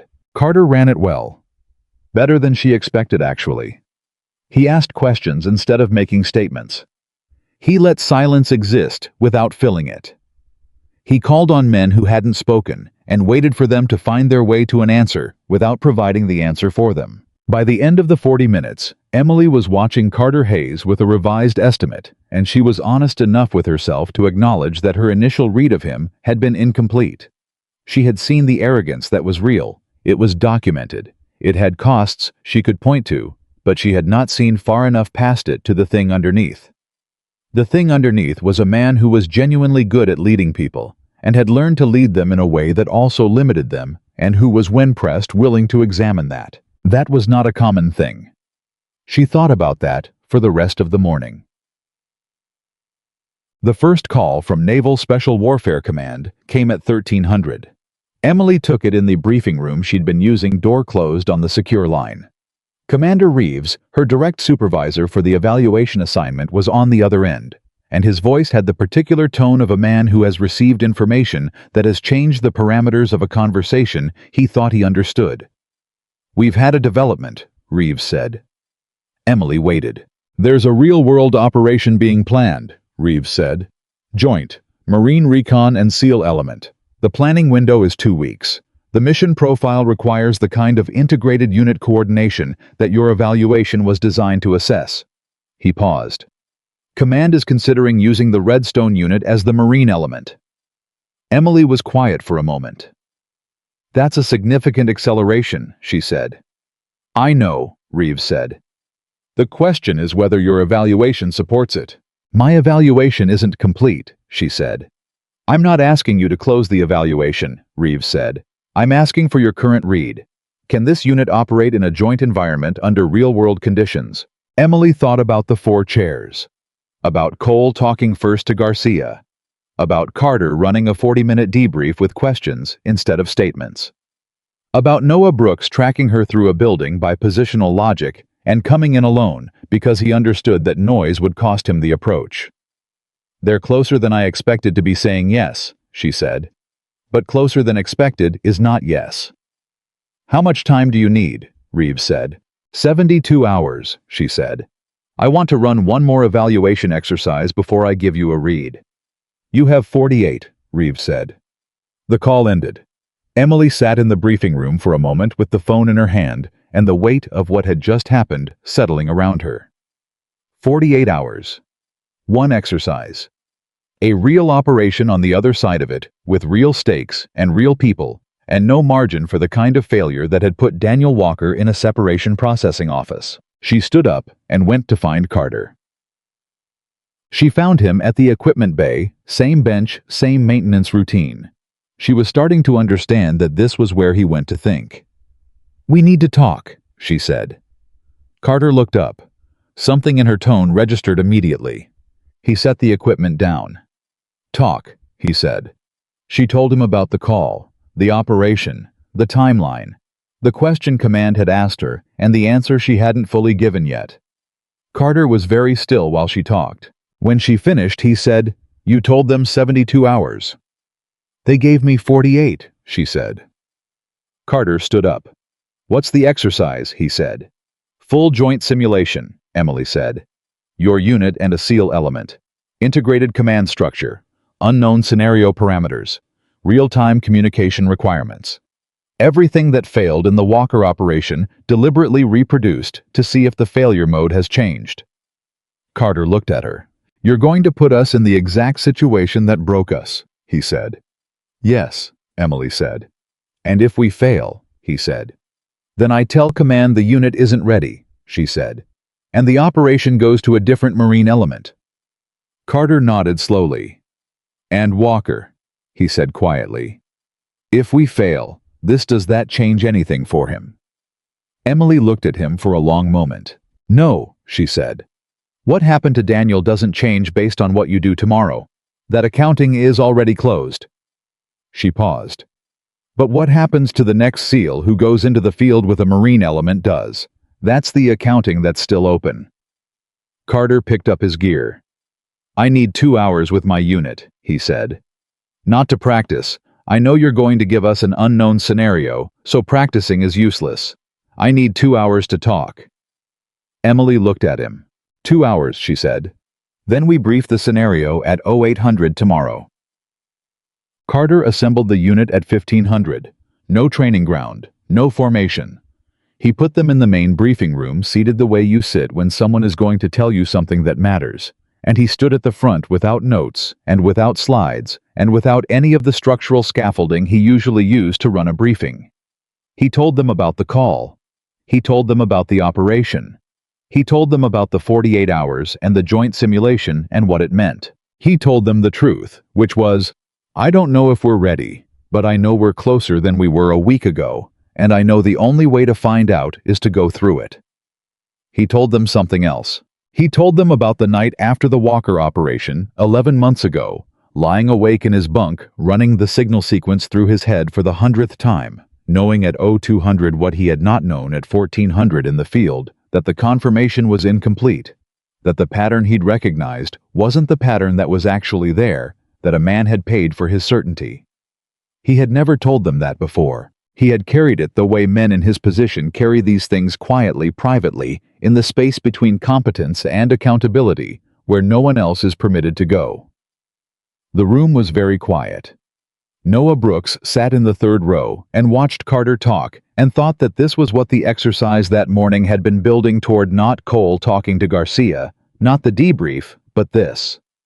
The lieutenant in front of his unit without the armor saying the thing he'd been carrying alone. Cole in the front row was looking at his hands. Carter finished. He said, "Tomorrow's exercise is going to test the exact thing that failed us. Communication under pressure across unit lines when the situation has moved past the plan."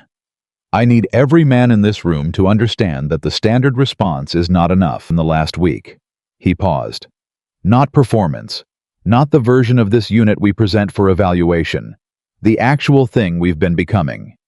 He looked around the room. Questions, he said. It wasn't a question. Nobody had one. That in itself was new. The silence was not the silence of men waiting for a superior to dismiss them. It was the silence of men who had heard something and were sitting with it. Cole raised his hand. Carter looked at him. For the record, Cole said, I should have said something on that operation. I knew the confirmation was thin. I didn't say it. He looked at the room, not at Carter. That's on me, and I'm not carrying it past tomorrow. Carter nodded. Noah said from the third row quietly, None of us are. The SEAL element arrived at Redstone at 0700 the following morning. 4 operators. Full kit. They moved through the base with the particular economy of motion that indicated people who had been doing this long enough that efficiency was not a choice anymore, it was a physical fact. Their team lead was a chief petty officer named Marcus Webb. He was 41, broad across the shoulders, with a face that had the weathered quality of someone who had spent a significant portion of their adult life in conditions that were not designed for comfort.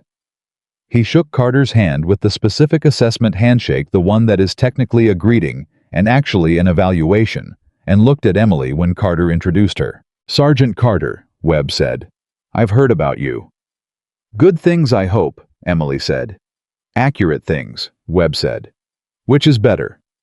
Emily looked at him. Walker, she said. Walker, he confirmed. He called me last week, told me you were here. He paused. He said to tell you something. Emily waited. He said, let it be enough. Emily was quiet for a moment. Something moved in her face that she did not perform for the room. Thank you, she said. Webb nodded and moved to his operators. Carter had been standing close enough to hear. He looked at Emily. She didn't look back at him, and he understood that this was not a moment that required anything from him, so he moved to his own preparation. Noah had heard it too from a few feet away, and he filed it in the part of himself that paid attention to the things behind the things. Let it be enough. He didn't know yet what that meant in full, but he knew it meant something about why Emily was here, that went past the evaluation, past the mission logs, past the official assignment that Naval Special Warfare Command had authorized. She was here because she loved someone enough to do the hard thing instead of the satisfying thing. He thought about that while he geared up. Emily briefed the scenario at 0800. A hostage rescue. Joint operation. Marine element on perimeter security and approach corridor control. SEAL element on direct action entry extraction exfil. The intelligence package was deliberately degraded incomplete with 2 confirmed data gaps that the units would have to manage in real time. The scenario would run until completion or until critical failure, and critical failure was defined as communication breakdown between units resulting in a security gap during the extraction phase. The same failure mode, named explicitly, so everyone in the room knew exactly what the test was. Webb looked at his team when Emily finished the briefing. Questions from the SEAL element, Emily said. 1, Webb said. What's the communication protocol when the Marine element makes a repositioning call? Emily looked at Carter. Carter looked at Webb. Full signal confirmation before action, Carter said. Both ways, no exceptions. Webb held his look for a moment. Both ways, he said. Meaning, you confirm ours too. Meaning we confirm ours and you confirm ours. Firm ours, Carter said. And if the confirmation is incomplete, we hold position and get on the radio before we move, regardless of what the field looks like. Webb nodded. That's what I needed to hear, he said. Emily looked at the room. 45 minutes to start, she said. Use the time. What happened in the next 45 minutes was not what Carter had planned. He had planned to use the time for a tactical review of the scenario parameters with his fire team leaders. What happened instead was that Webb's team lead came to Carter's planning circle and said, "Can we do this together?" Carter looked at him. "The tactical review," Webb said. "Can we run it joint? so both elements understand both sets of movement from the beginning. This was not standard. Pre-operation planning was typically conducted by each element separately and then coordinated at the command level. Running a joint planning session at the team level was the kind of thing that made structural purists uncomfortable because it blurred the line between units and created informal coordination channels that weren't in the protocol. It was also exactly the kind of thing that would have prevented the Walker operation from going wrong. Carter said yes. The planning circle expanded. Marine NCOs and SEAL operators around the same map, talking through approach angles and communication checkpoints, and what happened when the intelligence gap hit and the scenario diverged from the plan. Noah sat at the edge of the circle and listened and watched the two units talk to each other. Actually talk, not perform coordination, and felt something that he recognized after a moment as hope. Not the abstract kind, the kind with a specific object. The specific hope that this would work, that the thing they had been building in a week of hard conversations and 4 chairs and a lieutenant saying the true thing in front of 40 people would hold tomorrow in a real scenario, the way it was holding right now in this planning circle. Cole was talking to one of Webb's operators about perimeter timing. They were disagreeing about something. Noah could see it in their body language, and instead of one of them deferring, they were working it out back and forth until they landed on something that neither of them had started with. That was new. That was the thing Emily had been building. Not compliance.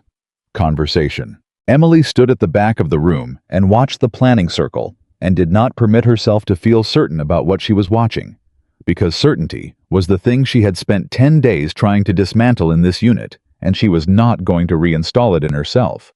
But she felt something.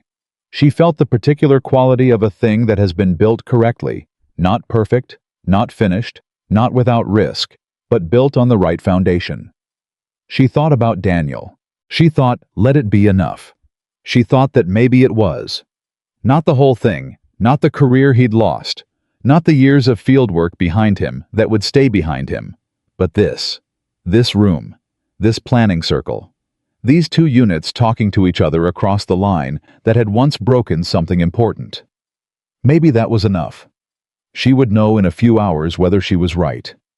The scenario was going to tell her, and whatever it told her, she had already decided one thing that she had not been certain of when she drove to Redstone Base with a mission file and a grief she hadn't finished carrying. She had decided that these men deserved the truth of what she found, whatever it was. Not a report, not a recommendation. The truth. She had come here to document a failure. She was not entirely sure anymore that was what she had found. Outside the base moved through its morning. Somewhere in another state, Daniel Walker was living the life of a man who had given something he couldn't get back to a work he believed in. He had told her to fix it. He had told her not to punish. She stood in the back of a room full of Marines and SEALs planning a joint operation across the line that had once divided them, and she thought, I'm trying, Daniel. I'm trying. The clock moved toward the scenario start. Nobody in that room was ready for what the next 4 hours were going to cost them, and nobody in that room was going to back down from finding out. The scenario started at 0900 exactly. Emily called it live from the observation position, and the moment she did, 40 Marines and 4 SEAL operators stopped being men in a planning circle and became something else. The specific version of themselves that existed only under operational pressure when the plan met the real and the real started pushing back. The first 8 minutes went clean. Carter ran his perimeter assignments with the modified communication protocol, full signal confirmation, both directions, no exceptions. The SEAL element moved through their approach corridor with Webb calling position checks at every interval, and the Marine fire teams confirmed receipt before adjusting. It was slower than the standard protocol. It was supposed to be. Speed without confirmation was the thing they were unlearning, and unlearning is always slower than the original pattern. Noah was on the south corridor with Fire Team 3.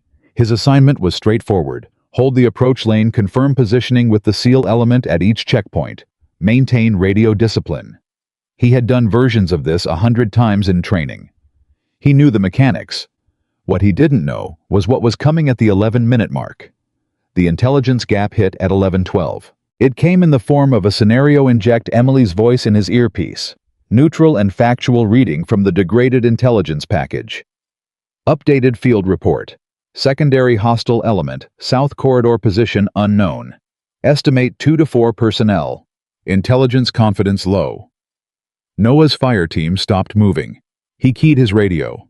Team 3 to command. We have an intel update. Secondary hostile element South Corridor. Requesting guidance. Carter's voice came back in 4 seconds. Command copies. Hold position. Confirming with SEAL element before any movement.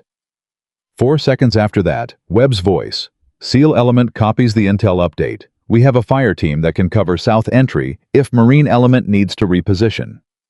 Carter. Negative on repositioning until we have better information. Marine element holds. SEAL element maintain current approach.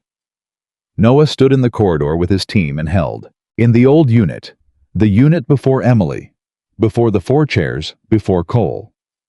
Talking to Garcia about the decisions that cost something. This was the moment that would have broken.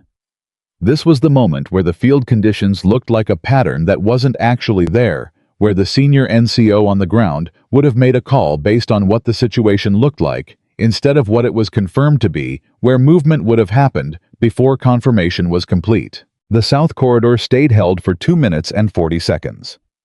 2 minutes and 40 seconds is a long time when you're standing in a corridor with an unknown hostile element somewhere in your position. Noah's fire team held. Travis Cole's voice came through at the 2-minute mark, steady and unhurried. Sergeant Cole to Team 3, I'm running the secondary sweep on South Approach. Give me 90 seconds. Noah keyed back. Team 3 copies. We're holding. Cole ran the sweep. He came back on radio at 2 minutes 30. South Corridor clear. Intel was inaccurate. No secondary element confirmed. Path is clean. Carter. All elements South Corridor confirmed clear. SEAL element, you are clear to proceed. Webb. SEAL element copies. Moving. The scenario continued. Noah exhaled slowly and moved his team forward with the SEAL element's movement, and he felt something that he hadn't fully expected to feel in the middle of a training scenario. He felt the weight of 11 months ago. The Walker Operation, the gap that had opened in a South Corridor, not unlike this one, and he felt what it meant that this time the gap hadn't opened. This time someone had held. This time the confirmation had happened, and the movement had waited for it, and the corridor was clear before anyone went through it. It was a small thing in the geometry of the exercise. It was not a small thing in any other sense. The scenario's second major stress point came at the 23-minute mark, and it was worse than the first. It came without a scenario inject. It came from the exercise itself, from the intersection of 2 fire team movements that had drifted slightly out of their planned timing, creating a window where the SEAL element's extraction path and the Marine perimeter coverage had a 4-second gap. Not a planned gap. Not a scenario condition. A real error born from the accumulated friction of 23 minutes of live operation with modified protocols and communication overhead. Webb saw it first. SEAL element to command. We have a coverage gap extraction path Sector 7. 4-second window currently open. Carter's response took 2 seconds. Command copies. Who's closest to Sector 7? Cole. Team 2 is 30 seconds from Sector 7. Carter. Team 2 move to Sector 7. Close that gap. Cole. Moving. And then the thing that nobody had planned for and nobody could have scripted. Cole's Team 2 was 30 seconds from Sector 7, but moving Team 2 to Sector 7 pulled them off their primary perimeter assignment on the north approach. And the north approach suddenly uncovered was exactly where the scenario's main hostile element chose that moment to probe. Emily's voice in the command channel, neutral and deliberate. Hostile probe north approach, active. Carter had 3 seconds to make a call. He could pull Team 2 back to the north approach and reopen the Sector 7 gap. He could hold Team 2 on Sector 7 and leave the north approach exposed. He could try to split Team 2, which with 4 people was tactically incoherent. Or he could do something else. 3 seconds. Noah heard the exchange from his position on the South Corridor and understood instantly what Carter was facing, and he did the thing that had become, in the last 10 days, his specific contribution to this unit's evolution.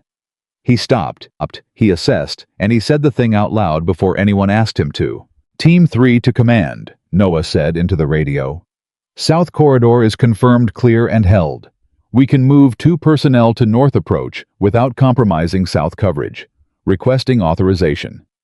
1 second of silence. Carter, authorized. Move. Noah turned to his team. He pointed at Corporal Reyes and Private Garcia, the 2 newest members of the fire team. The ones who had spent the morning in Cole's exercise talking about decisions that cost something. You 2 north approach double time. Radio check every 60 seconds. Reyes and Garcia moved without hesitation. Noah held the south corridor with the remaining 2 members of his team and kept one eye on his radio and one ear on the command channel, and thought about the space between the decision and the action, about the quiet that Emily had described at the shooting range, the space most people filled with noise. He stayed in the quiet. Reyes and Garcia reached the north approach in 45 seconds. Team 3 element at north approach, position established. The hostile probe hit the north approach and found it covered. Sector 7 stayed covered by Cole's team. The extraction path held. The SEAL element moved through the gap and completed the extraction at the 31-minute mark. Emily called the scenario complete at 31:40. The silence after a scenario ends has a specific quality that everyone who has run operations understands. It is not the silence of calm. It is the silence of bodies and minds coming down from the particular elevated state that live operational pressure induces the neurological unwinding of 40 minutes of sustained high-stakes decision-making. People breathe differently. They look at each other differently. The face they wear during the operation comes down, and the face underneath it, the one that knows it could have gone differently, the one that is privately accounting for every decision, and its cost comes up. Carter stood at the command position and did not move for a full 30 seconds after Emily called the scenario complete. Webb crossed to him. North approach, Webb said. That was going to be our problem. I know, Carter said. Who made the call on splitting Team 3? Webb said. Corporal Brooks, Carter said. Webb looked across the training ground to where Noah was standing with his radio in his hand, already doing the thing he always did after something significant, not celebrating, not processing loudly, just watching, taking inventory. How old is he? Webb said. 24, Carter said. Webb was quiet for a moment. Walker used to do that, he said. Read the gap before anyone named it. Make the call before anyone asked. He paused. It's a rare thing. Carter looked at Webb. I know, he said. I almost didn't see it. Webb let that sit. Almost, he said. Almost. Carter agreed. Emily ran the debrief at 1300. She did not run it the way she had run the previous debriefs. She sat at the table instead of standing at the front of the room. She put her notes face down. She looked around at 40 Marines and 4 SEAL operators, and Carter and Webb, and she said something nobody expected. Tell me what you did right, she said. Before anything else, tell me what worked. The room was quiet for a moment. Then Cole said, the hold on South Corridor. Why? Emily said. Because in the old pattern, Cole said, Team 3 moves when they see a potential contact. They don't wait for confirmation. They move because movement feels like action, and action feels like control. He paused. Brooks held, and the corridor was clear when Cole swept it. If Team 3 had moved on the unconfirmed intel, we'd have had a gap in south when the Sector 7 problem hit. Emily nodded. What else? Webb's lead operator, a quiet man named Torres, who had said approximately 15 words in the 3 hours since the SEAL element arrived, said, the joint planning session. 45 minutes of both elements around the same map changed how fast we communicated during the scenario. We knew each other's movement language before we went live. That's not standard. It worked. It's not standard because it takes longer, Emily said. Is that trade-off worth it? Yes, Webb said from his seat. No hesitation. Carter, yes. Cole, yes. The word moved around the table, and everyone who said it meant it. Emily picked up her notes, turned them over, looked at them. The Sector 7 gap, she said. Walk me through the decision chain. Carter talked through it. The drift in fire team timing. Webb's gap identification. The call to move team 2. The north approach exposure. Noah's split team proposal. When Carter finished, Emily looked at Noah. You heard the exchange and made a call before you were asked, she said. Yes, ma'am, Noah said. What were you thinking, she said. Noah considered the question.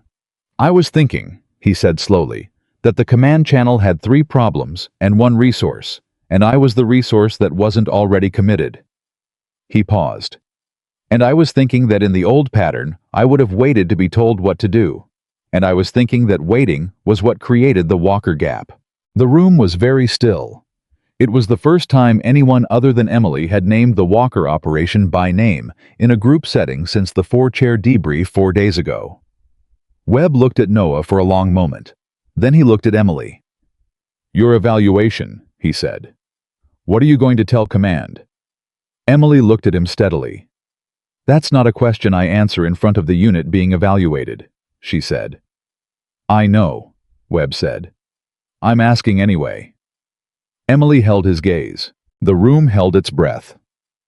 I'm going to tell them, Emily said carefully, that I found a unit that is not the unit that was in the Walker operation. That the failure mode has been identified and addressed and tested under conditions that replicated the original stress point. She paused. And that the men in this room are closer to the people you want next to you in the field than they were 10 days ago. The exhale in the room was collective and involuntary. Carter said nothing. His hands were flat on the table in front of him, the same position he'd held in the briefing room on the first morning, and his expression was the expression of a man receiving information he had worked for and was not sure he deserved and was going to accept anyway because it was true. Cole looked at the ceiling. Noah looked at his hands. Webb nodded once slowly. Walker will want to know, Webb said. I'll tell him, Emily said. The call to Daniel Walker happened at 1600 after the SEAL element had cleared out and the Marines were running their end-of-day procedures and the base had settled into the specific quiet of a place where people have worked hard and are preparing to rest. Emily sat in the briefing room with the secure phone and dialed a number she had memorized 11 months ago in a hospital waiting room and had not called in 6 weeks because the last few calls had been harder than the ones before them, and she had been protecting something she wasn't ready to examine. Daniel picked up on the second ring. Emily, he said. His voice was the same. That was always the thing that surprised her, that after everything his voice was the same. Daniel, she said. A pause. Webb called me, Daniel said. Told me the scenario went clean. It went clean, she said. South Corridor held, Daniel said. It was not a question. South Corridor held, she said. 40 Marines, new protocol, full signal confirmation. Nobody moved before the sweep came back clear. She heard something on the other end of the line that was not quite a breath and not quite a word. Tell me about the unit, Daniel said. She told him. She told him about the 4 chairs and Carter saying the true thing in front of 40 people. She told him about Cole talking to Garcia about the decisions that cost something. She told him about Noah Brooks tracking her through a building by positional logic and coming in alone because noise would have cost him the approach.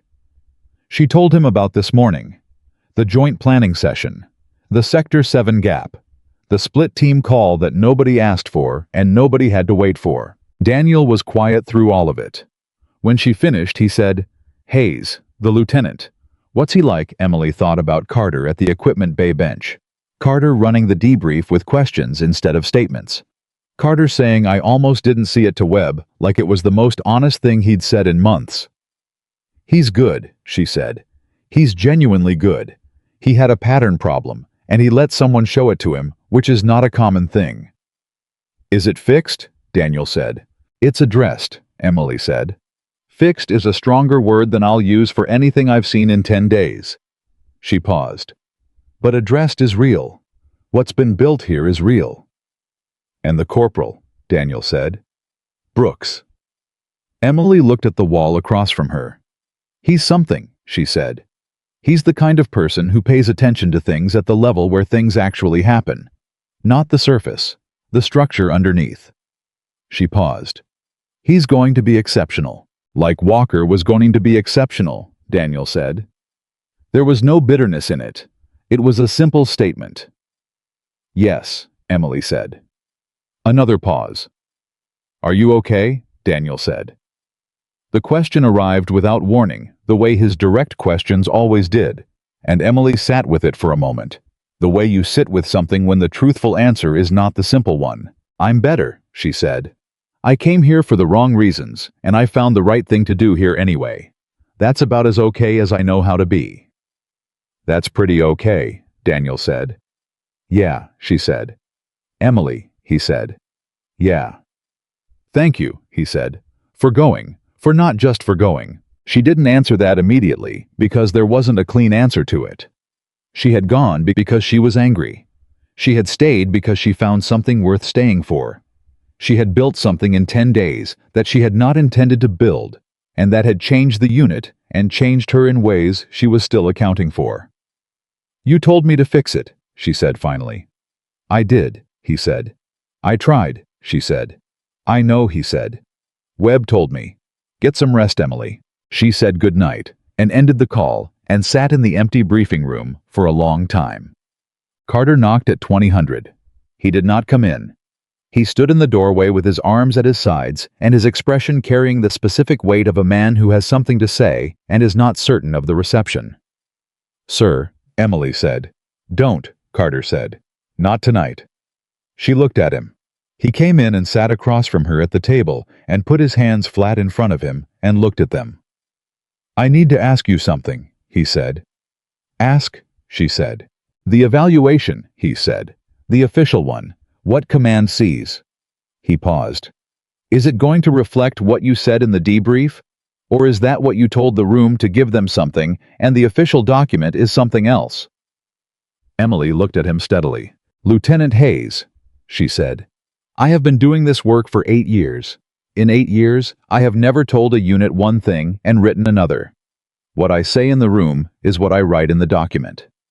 She paused. What I write in the document is what happened.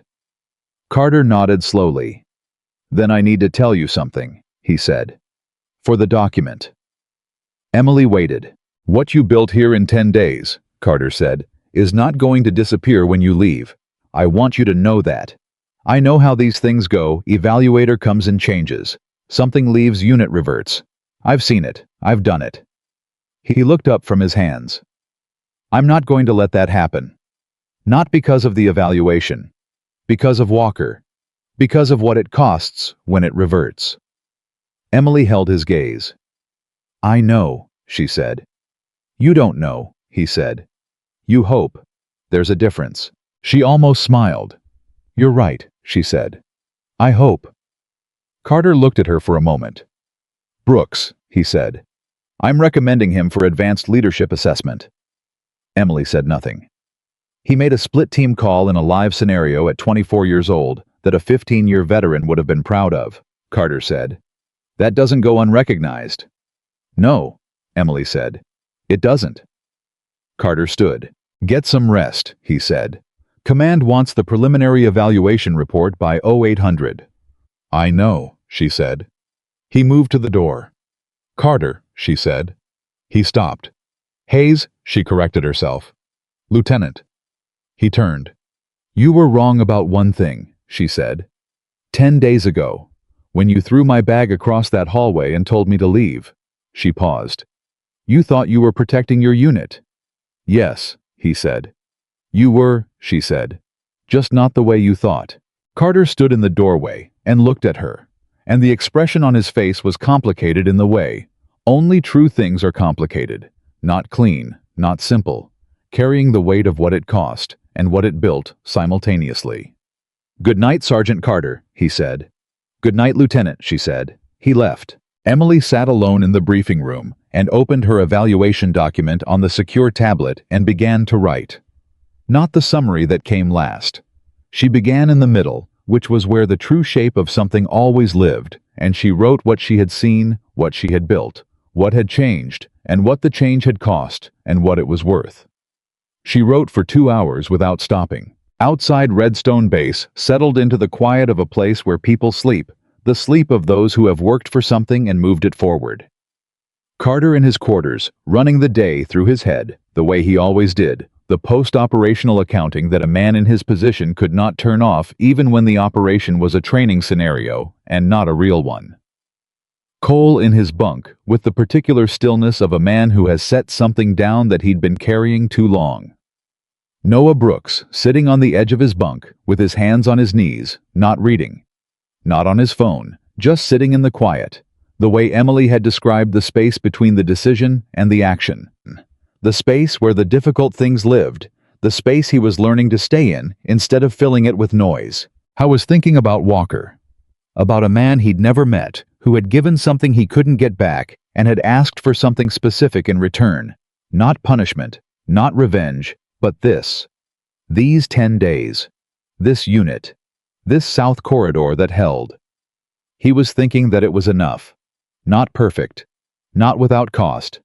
But enough. I was thinking that tomorrow, Emily Carter would file a report and drive 400 miles back to wherever she came from, and the unit would wake up the next morning without her and have to be by themselves the thing she had helped them become. And he was thinking with the particular clarity that comes from paying attention to the structure underneath the surface that they could do it. He was thinking they were already doing it. He lay back on his bunk and stared at the ceiling and let the quiet be what it was. And somewhere in the dark of a base in the middle of the country, the unit that had told a woman to leave 10 days ago slept like men who had earned something difficult and knew it. The evaluation wasn't finished, but something was. The preliminary evaluation report landed in Commander Reeves's inbox at 07:58, 2 minutes early. Which was Emily's way of saying the document was finished and she was confident in it. Not that she had rushed it, or padded it, or left anything softened at the edges. She had been awake since 0400, not because she couldn't sleep, but because the writing had pulled her forward the specific momentum of a document that knows what it wants to say and will not wait for a more comfortable hour to say it. Reeves called at 08:15. "I've read the preliminary," he said. "And," Emily said. "And I want to make sure I understand the recommendation correctly," he said. "You're clearing this unit for joint operational deployment." "With conditions," Emily said. "The conditions are in Section 4. I read Section 4, Reeves said. "The conditions are reasonable. What I want to understand is the delta. 10 days ago, your assessment going in was that this unit had a structural cultural problem that may not be correctable in the evaluation window. Your assessment coming out is a conditional clearance. That's a significant movement." "It is," Emily said. "Walk me through it," he said. She walked him through it. Not the tactical summary he had that in the document. The actual shape of what had changed the 4-chair debrief, the communication protocol shift, the joint planning session, the Sector 7 gap, and the split team call the South Corridor that held for 2 minutes and 40 seconds, when in the old pattern it would have broken in 30. Reeves listened without interrupting, which was his tell for when he was taking something seriously. When she finished, he said, "The Corporal, Brooks." "Yes," Emily said. "You highlighted him in Section 3, Reeves said. "Specifically." "He earned it specifically," she said. "Hayes is recommending him for advanced leadership assessment," Reeves said. Emily paused. "Hayes told you that?" "Hayes called me at 0600, Reeves said. "Before your report landed. He wanted the recommendation on record before he knew what your evaluation said." Emily sat with that for a moment. Carter had made the recommendation before seeing her report, before knowing whether the evaluation was going to help or hurt his unit. He had made it because it was the right call, not because it was strategically timed. That told her something she hadn't had in the document because she hadn't known it yet. "That's worth noting," she said. "I noted it," Reeves said. "Emily." He paused, and the shift from last name to first was its own signal. "You did something here that I didn't expect to be possible in 10 days. I want you to know I see that."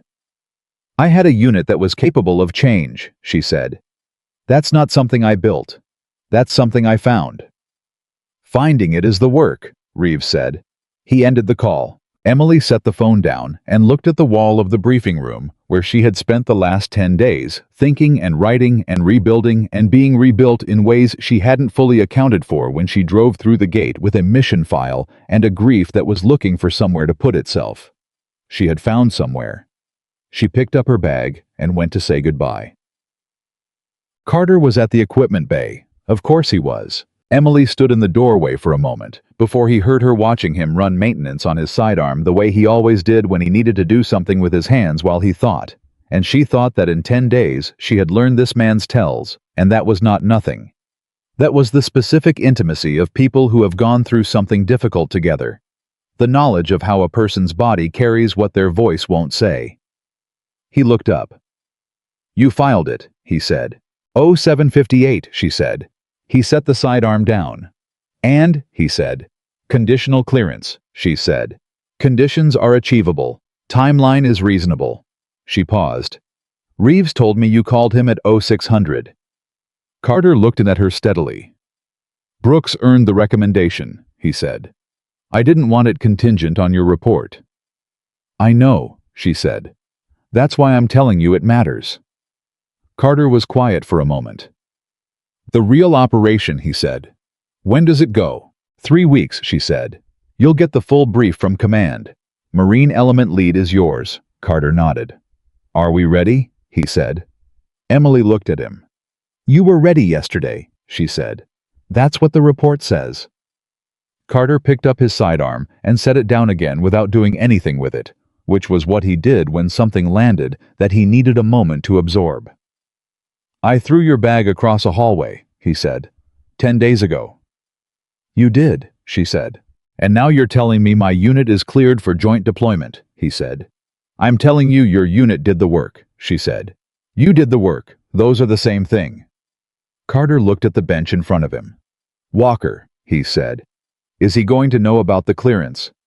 "Webb will tell him," Emily said. "And I'll call him." Carter nodded slowly. Then he said something that she hadn't expected. "I'd like to talk to him," he said. "Walker. If that's something he'd want."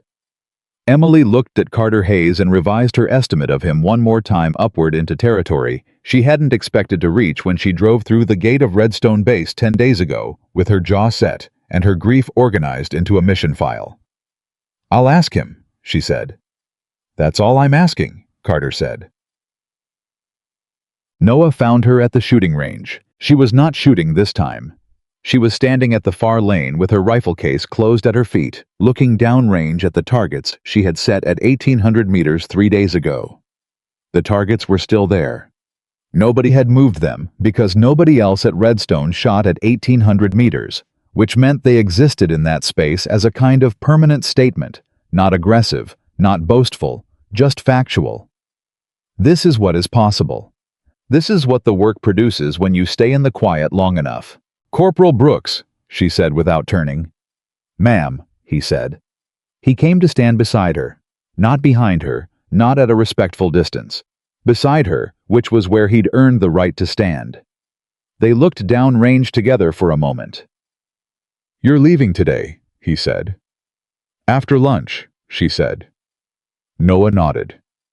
"Reeves called the lieutenant," Noah said. "The unit knows about the clearance." Emily looked at him sideways. "How'd they take it?" she said. "Cole cried," Noah said. Emily looked at him. "He didn't cry in front of anyone," Noah said. "But I saw him in the equipment bay after the call, and his eyes were red, and he was cleaning a weapon that didn't need cleaning." He paused. "So, Cole cried." Emily looked back downrange. "Good," she said quietly. "He's not a man who cries," Noah said. "I know," she said. "That's why it's good." They stood in silence for a moment. "Can I ask you something?" Noah said. "You can ask," she said. "When you drove here," he said, 10 days ago, what did you actually think was going to happen?" Emily was quiet for a long time, long enough that he thought she might not answer. "I thought," she said, "that I was going to come here and confirm what I already believed. That the arrogance was permanent, that the failure mode was structural and irreversible, that I was going to write a report that ended this unit's joint operational clearance and call that justice for Daniel. She paused.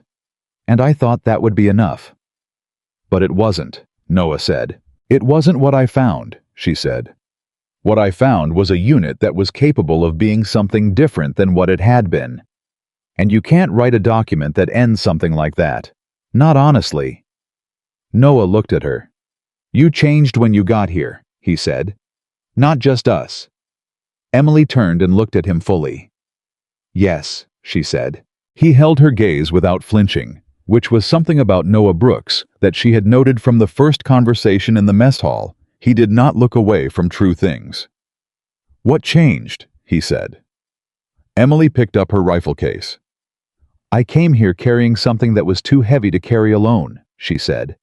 And I found people who were willing to help carry it, even though they didn't know that was what they were doing. She looked at him. That changes a person.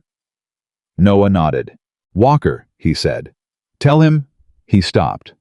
Tell him what? She said. Noah looked at the targets downrange. Tell him the south corridor held, he said, and that it'll keep holding. Emily looked at him for a moment. I'll tell him, she said. She picked up her case and walked toward the range exit. At the door, she stopped. Corporal Brooks, she said. Ma'am. Advanced leadership assessment, she said. They're going to push you, hard, harder than anything you've done here. She paused. Stay in the quiet. Don't fill it with noise just because the noise feels safer. Noah looked at her across the length of the range. Yes, ma'am, he said. She walked out. The goodbye happened without ceremony, which was the only way Emily knew how to do these things. She loaded her bag into her vehicle at 11:30. Carter was there, and Cole and Hendricks and Noah and a dozen other Marines who had no particular reason to be standing in the parking area during their lunch hour, except that they had one and they chose to spend it there, which was its own kind of statement. Carter shook her hand. It was a real handshake, not the assessment handshake he'd extended to Webb, not the formal greeting and evaluation grip. The handshake of a man who has come through something with someone and wants them to know he knows it. Thank you, he said. Do the work, she said. That's the thank you I want. Already doing it, he said. Cole stepped forward. Cole did not shake her hand. Cole, who had 14 years and the specific impatience of someone who had processed too many briefings that didn't answer the right questions, looked at Emily Carter and said, I want you to know something. Tell me, she said. I've had 3 evaluators in 14 years, Cole said. The first one wrote a report that said we needed better gear. The second one wrote a report that said we needed better training schedules. You wrote a report that said we needed to tell each other the truth. He paused. You're the only one who was right. Emily looked at him. You did the telling, she said. I just made the room. Cole nodded. Then he stepped back and Hendricks stepped forward, and Hendricks said nothing, just offered his hand, and Emily shook it, and they both knew what that handshake was about, and neither of them needed to say it. Noah was last. He stood at the edge of the group, because that was where he always was, the edge where the view was best, where you could see the whole without being absorbed into any part of it. Emily walked to him. Take care of them, she said. That's Cole's job, he said. Cole's doing Cole's job, she said. I'm talking about the thing underneath Cole's job. The thing you're good at. Noah looked at her. The thing behind the thing, he said. Yes, she said. He nodded. She got in her vehicle. She did not look back as she drove out of Redstone Base, because looking back was not something she permitted herself during departures, not from sentiment, but from discipline. The looking back happened later in the quiet, when there was time to do it honestly. In the moment of departure, you looked forward. She drove for 40 minutes before she pulled over. She sat in her vehicle on the side of the road and did not cry, because she was not built for crying during operational periods, but she sat there for a while with her hands on the steering wheel and let herself feel the full weight of what the last 10 days had been. Not the professional weight, the evaluation, the report, the clearance. The other weight, the personal accounting. She had come to Redstone carrying Daniel Walker, like a wound that hadn't been properly treated. She had been walking on it for 11 months, doing the thing soldiers do with injuries they don't have time to address, compensating, adjusting, building her movement around the damage point without looking at it directly. 10 days of looking at it directly had not healed it, but it had cleaned it. She picked up her phone and called Daniel. He picked up on the first ring this time. "You're driving," he said. "Pulled over," she said. "How bad was the goodbye?" he said. "Cole cried," she said. A pause. Then Daniel laughed, a real laugh, not the careful one he'd been using in their calls for the last few months. Not the laugh of a man managing someone else's feelings. The original laugh. The one she'd heard in field conditions, and in bad weather, and in the back of vehicles at 0300, when neither of them should have found anything funny. "Cole cried," Daniel said. "Red eyes, cleaning a weapon that didn't need cleaning," she said. "That's Cole crying," Daniel said. "That's Cole crying," she confirmed. They were both quiet for a moment, and the quiet was not the difficult kind. It was the kind that exists between people who have known each other long enough that silence is a form of communication. "Are you okay?" Daniel said. The same question he'd asked the night before. She gave him a different answer. "Yes," she said. A pause. "Yes," he said. "Yes," she said. "Not fixed, not done, but yes." "Yeah," he said. "Okay." Another pause. "Carter called me." Emily straightened. "When?" she said. "This morning," Daniel said. 0900. He got my number from Webb." A pause. "He talked for about 20 minutes. I mostly listened." "What did he say?" Emily said. "He said he wanted me to know what happened in the Walker operation from his position," Daniel said. "Not the report, his position. What he saw, what he decided, what he got wrong, and what it cost." Another pause. "He said it like he'd been rehearsing it, like he'd been waiting to say it to the right person." Emily was very still. "And," she said, "and I told him it wasn't his fault alone," Daniel said. "Because it wasn't. I was there. I made decisions too. We both operated in a pattern that failed us." A pause.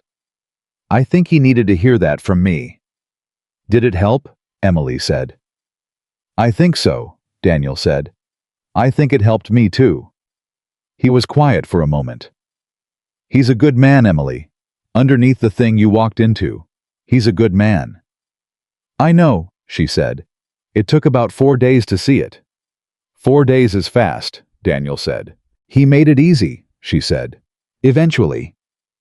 Daniel was quiet again. "Noah Brooks," he said. "Webb told you," she said. "Webb told me," Daniel said. "Said he reminded him of me, at that age." Emily looked at the road ahead of her through the windshield. "He's better than you were at that age," she said. "That's a terrible thing to say," Daniel said. "It's true," she said. "Yeah," Daniel said. "Probably." A pause. "Watch out for him, from wherever you are." "I will," she said. "Emily," Daniel said. "Yeah." "You fixed it," he said. "You actually fixed it." Emily closed her eyes for a moment. "We fixed it," she said. "You told me to go. I went. They did the work. That's 3 parts, and I'm only one of them." "You're the part that drove 400 miles, he said. "Someone had to," she said. "Yeah," he said. "But you did." She said goodbye and ended the call and sat for another minute on the side of the road with the phone in her lap, and the sky doing whatever the sky was doing above her, and the road ahead going wherever it went. Then she pulled back onto the road and drove. 3 weeks later, the joint operation went live. Emily was not there. Her assignment was complete, her report was filed. Her role in this story was officially concluded.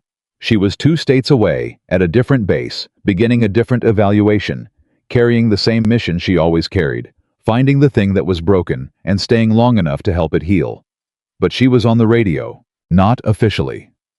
Webb had patched her into the operation frequency as a silent listener, which was technically outside her operational role, and entirely within the kind of thing that happened when people trusted each other enough to bend the rules that didn't matter in service of the ones that did. She listened. Carter ran the marine element with the modified communication protocol, full signal confirmation, both directions, no exceptions. The joint planning had happened 3 days earlier.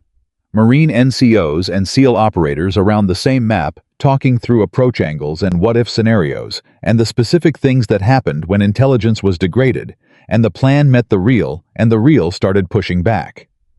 The operation was not clean. Real operations were never clean. At the 34-minute mark, an intelligence gap hit, genuine not simulated, the kind that arrives without warning and immediately resorts everything you thought you knew about the next 20 minutes. The original extraction route was compromised. The marine perimeter had to reposition. The SEAL element was mid-approach. Emily gripped the edge of the table she was sitting at in a briefing room 2 states away and said nothing because there was nothing to say, and no one who needed to hear her say it. Carter's voice came through the radio, steady and unhurried. All elements route compromise on primary extraction. Marine element hold position and confirm before repositioning. SEAL element report current position. Webb's voice. SEAL element at checkpoint 4, standing by. Cole's voice. Team 2 holding north perimeter, awaiting confirmation.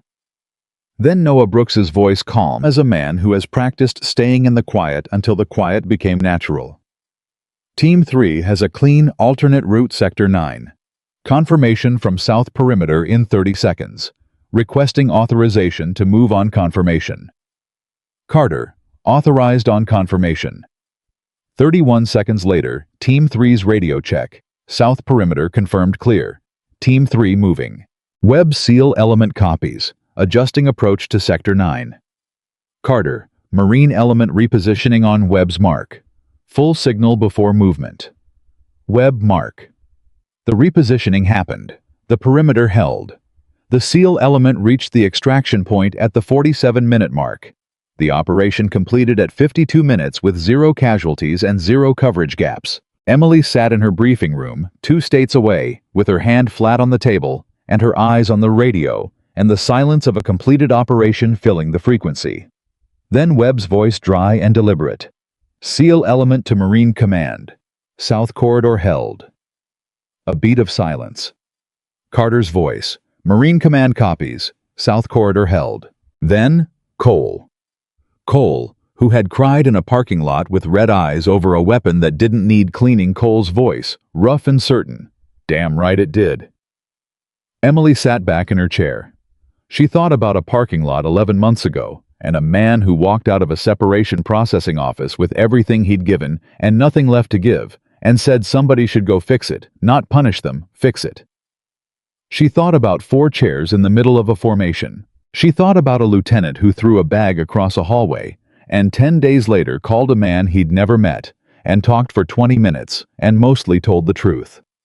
She thought about Travis Cole, 14 years cleaning a weapon that didn't need cleaning. She thought about Noah Brooks standing in a corridor with his weapon at partial raise, and the quiet all around him, the space between the decision and the action staying in it instead of filling it with noise. She picked up her phone and called Daniel. He picked up before the first ring finished. "I heard," he said. "Webb patched you in too," she said.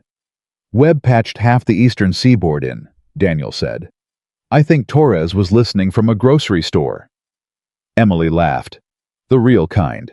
The kind she hadn't heard from herself in 11 months. "South corridor held," she said. "South corridor held," Daniel said. They were quiet together for a moment, and the quiet was full, instead of empty, full of the specific weight of something that had been wrong for a long time and was now in the way that true things are corrected right. "Are you good?" Daniel said. "I'm good," Emily said.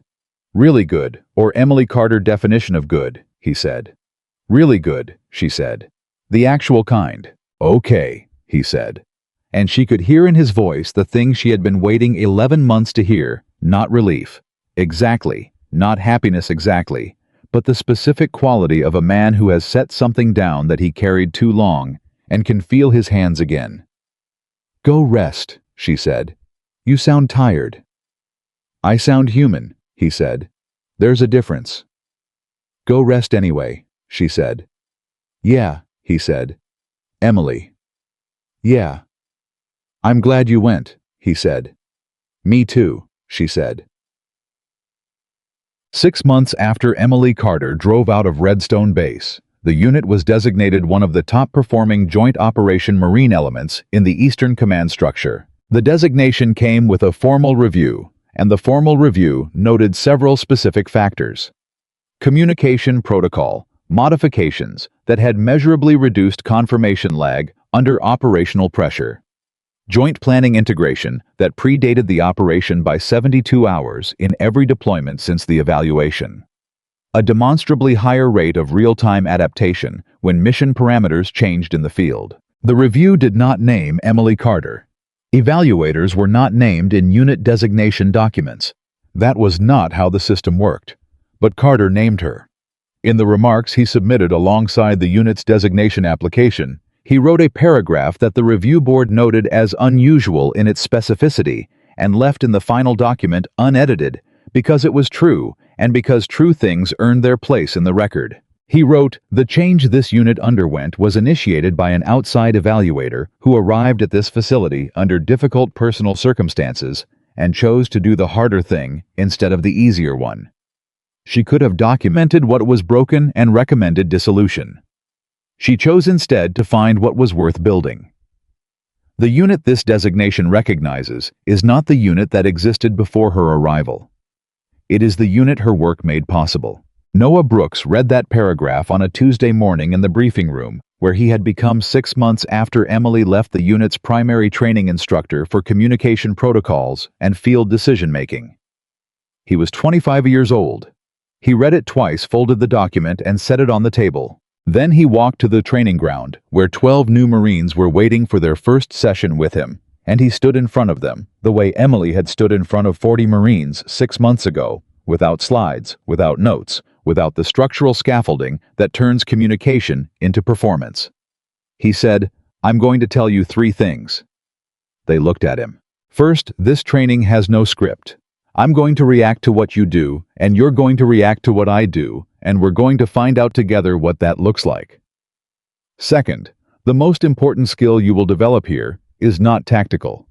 It is the ability to tell the person next to you the true thing in the moment when it matters, regardless of rank or protocol or comfort." He paused. "Third, the reason this matters is not abstract. It has a name and a cost and a south corridor that held because someone paid that cost before you got here." He looked at them. "Questions?"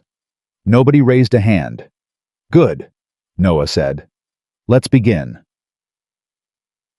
Carter Hayes called Emily 6 months after she left Redstone on a Tuesday afternoon when she was between assignments and had the specific restlessness of a person whose work is their anchor and who is briefly without it. He said, "I have something to tell you." "Tell me," she said. "Brooks ran his first independent training session this morning," Carter said. 12 new Marines. He stood up there with nothing, no notes, no slides, and he told them about the South Corridor. Emily said nothing. "He told them it had a cost," Carter said, "and a name, and that the reason it held was because someone paid the cost before they got there." A pause. "He didn't say your name, but I know what he meant. And the 12 Marines in that room are going to know what he meant by the time he's finished with them." Emily sat with that for a moment. "How is he?" she said. "He's exceptional," Carter said. "The way you said he would be." A pause. "He's the best thing this unit has." Emily looked at the wall in front of her and thought about a young corporal standing in a corridor with his weapon at partial raise and the quiet all around him staying in it. "Good," she said. "That's good." "Emily," Carter said. "Hayes," she said. "Thank you," he said. "I know I said it when you left. I'm saying it again because it needs to be said more than once." "Do the work," she said.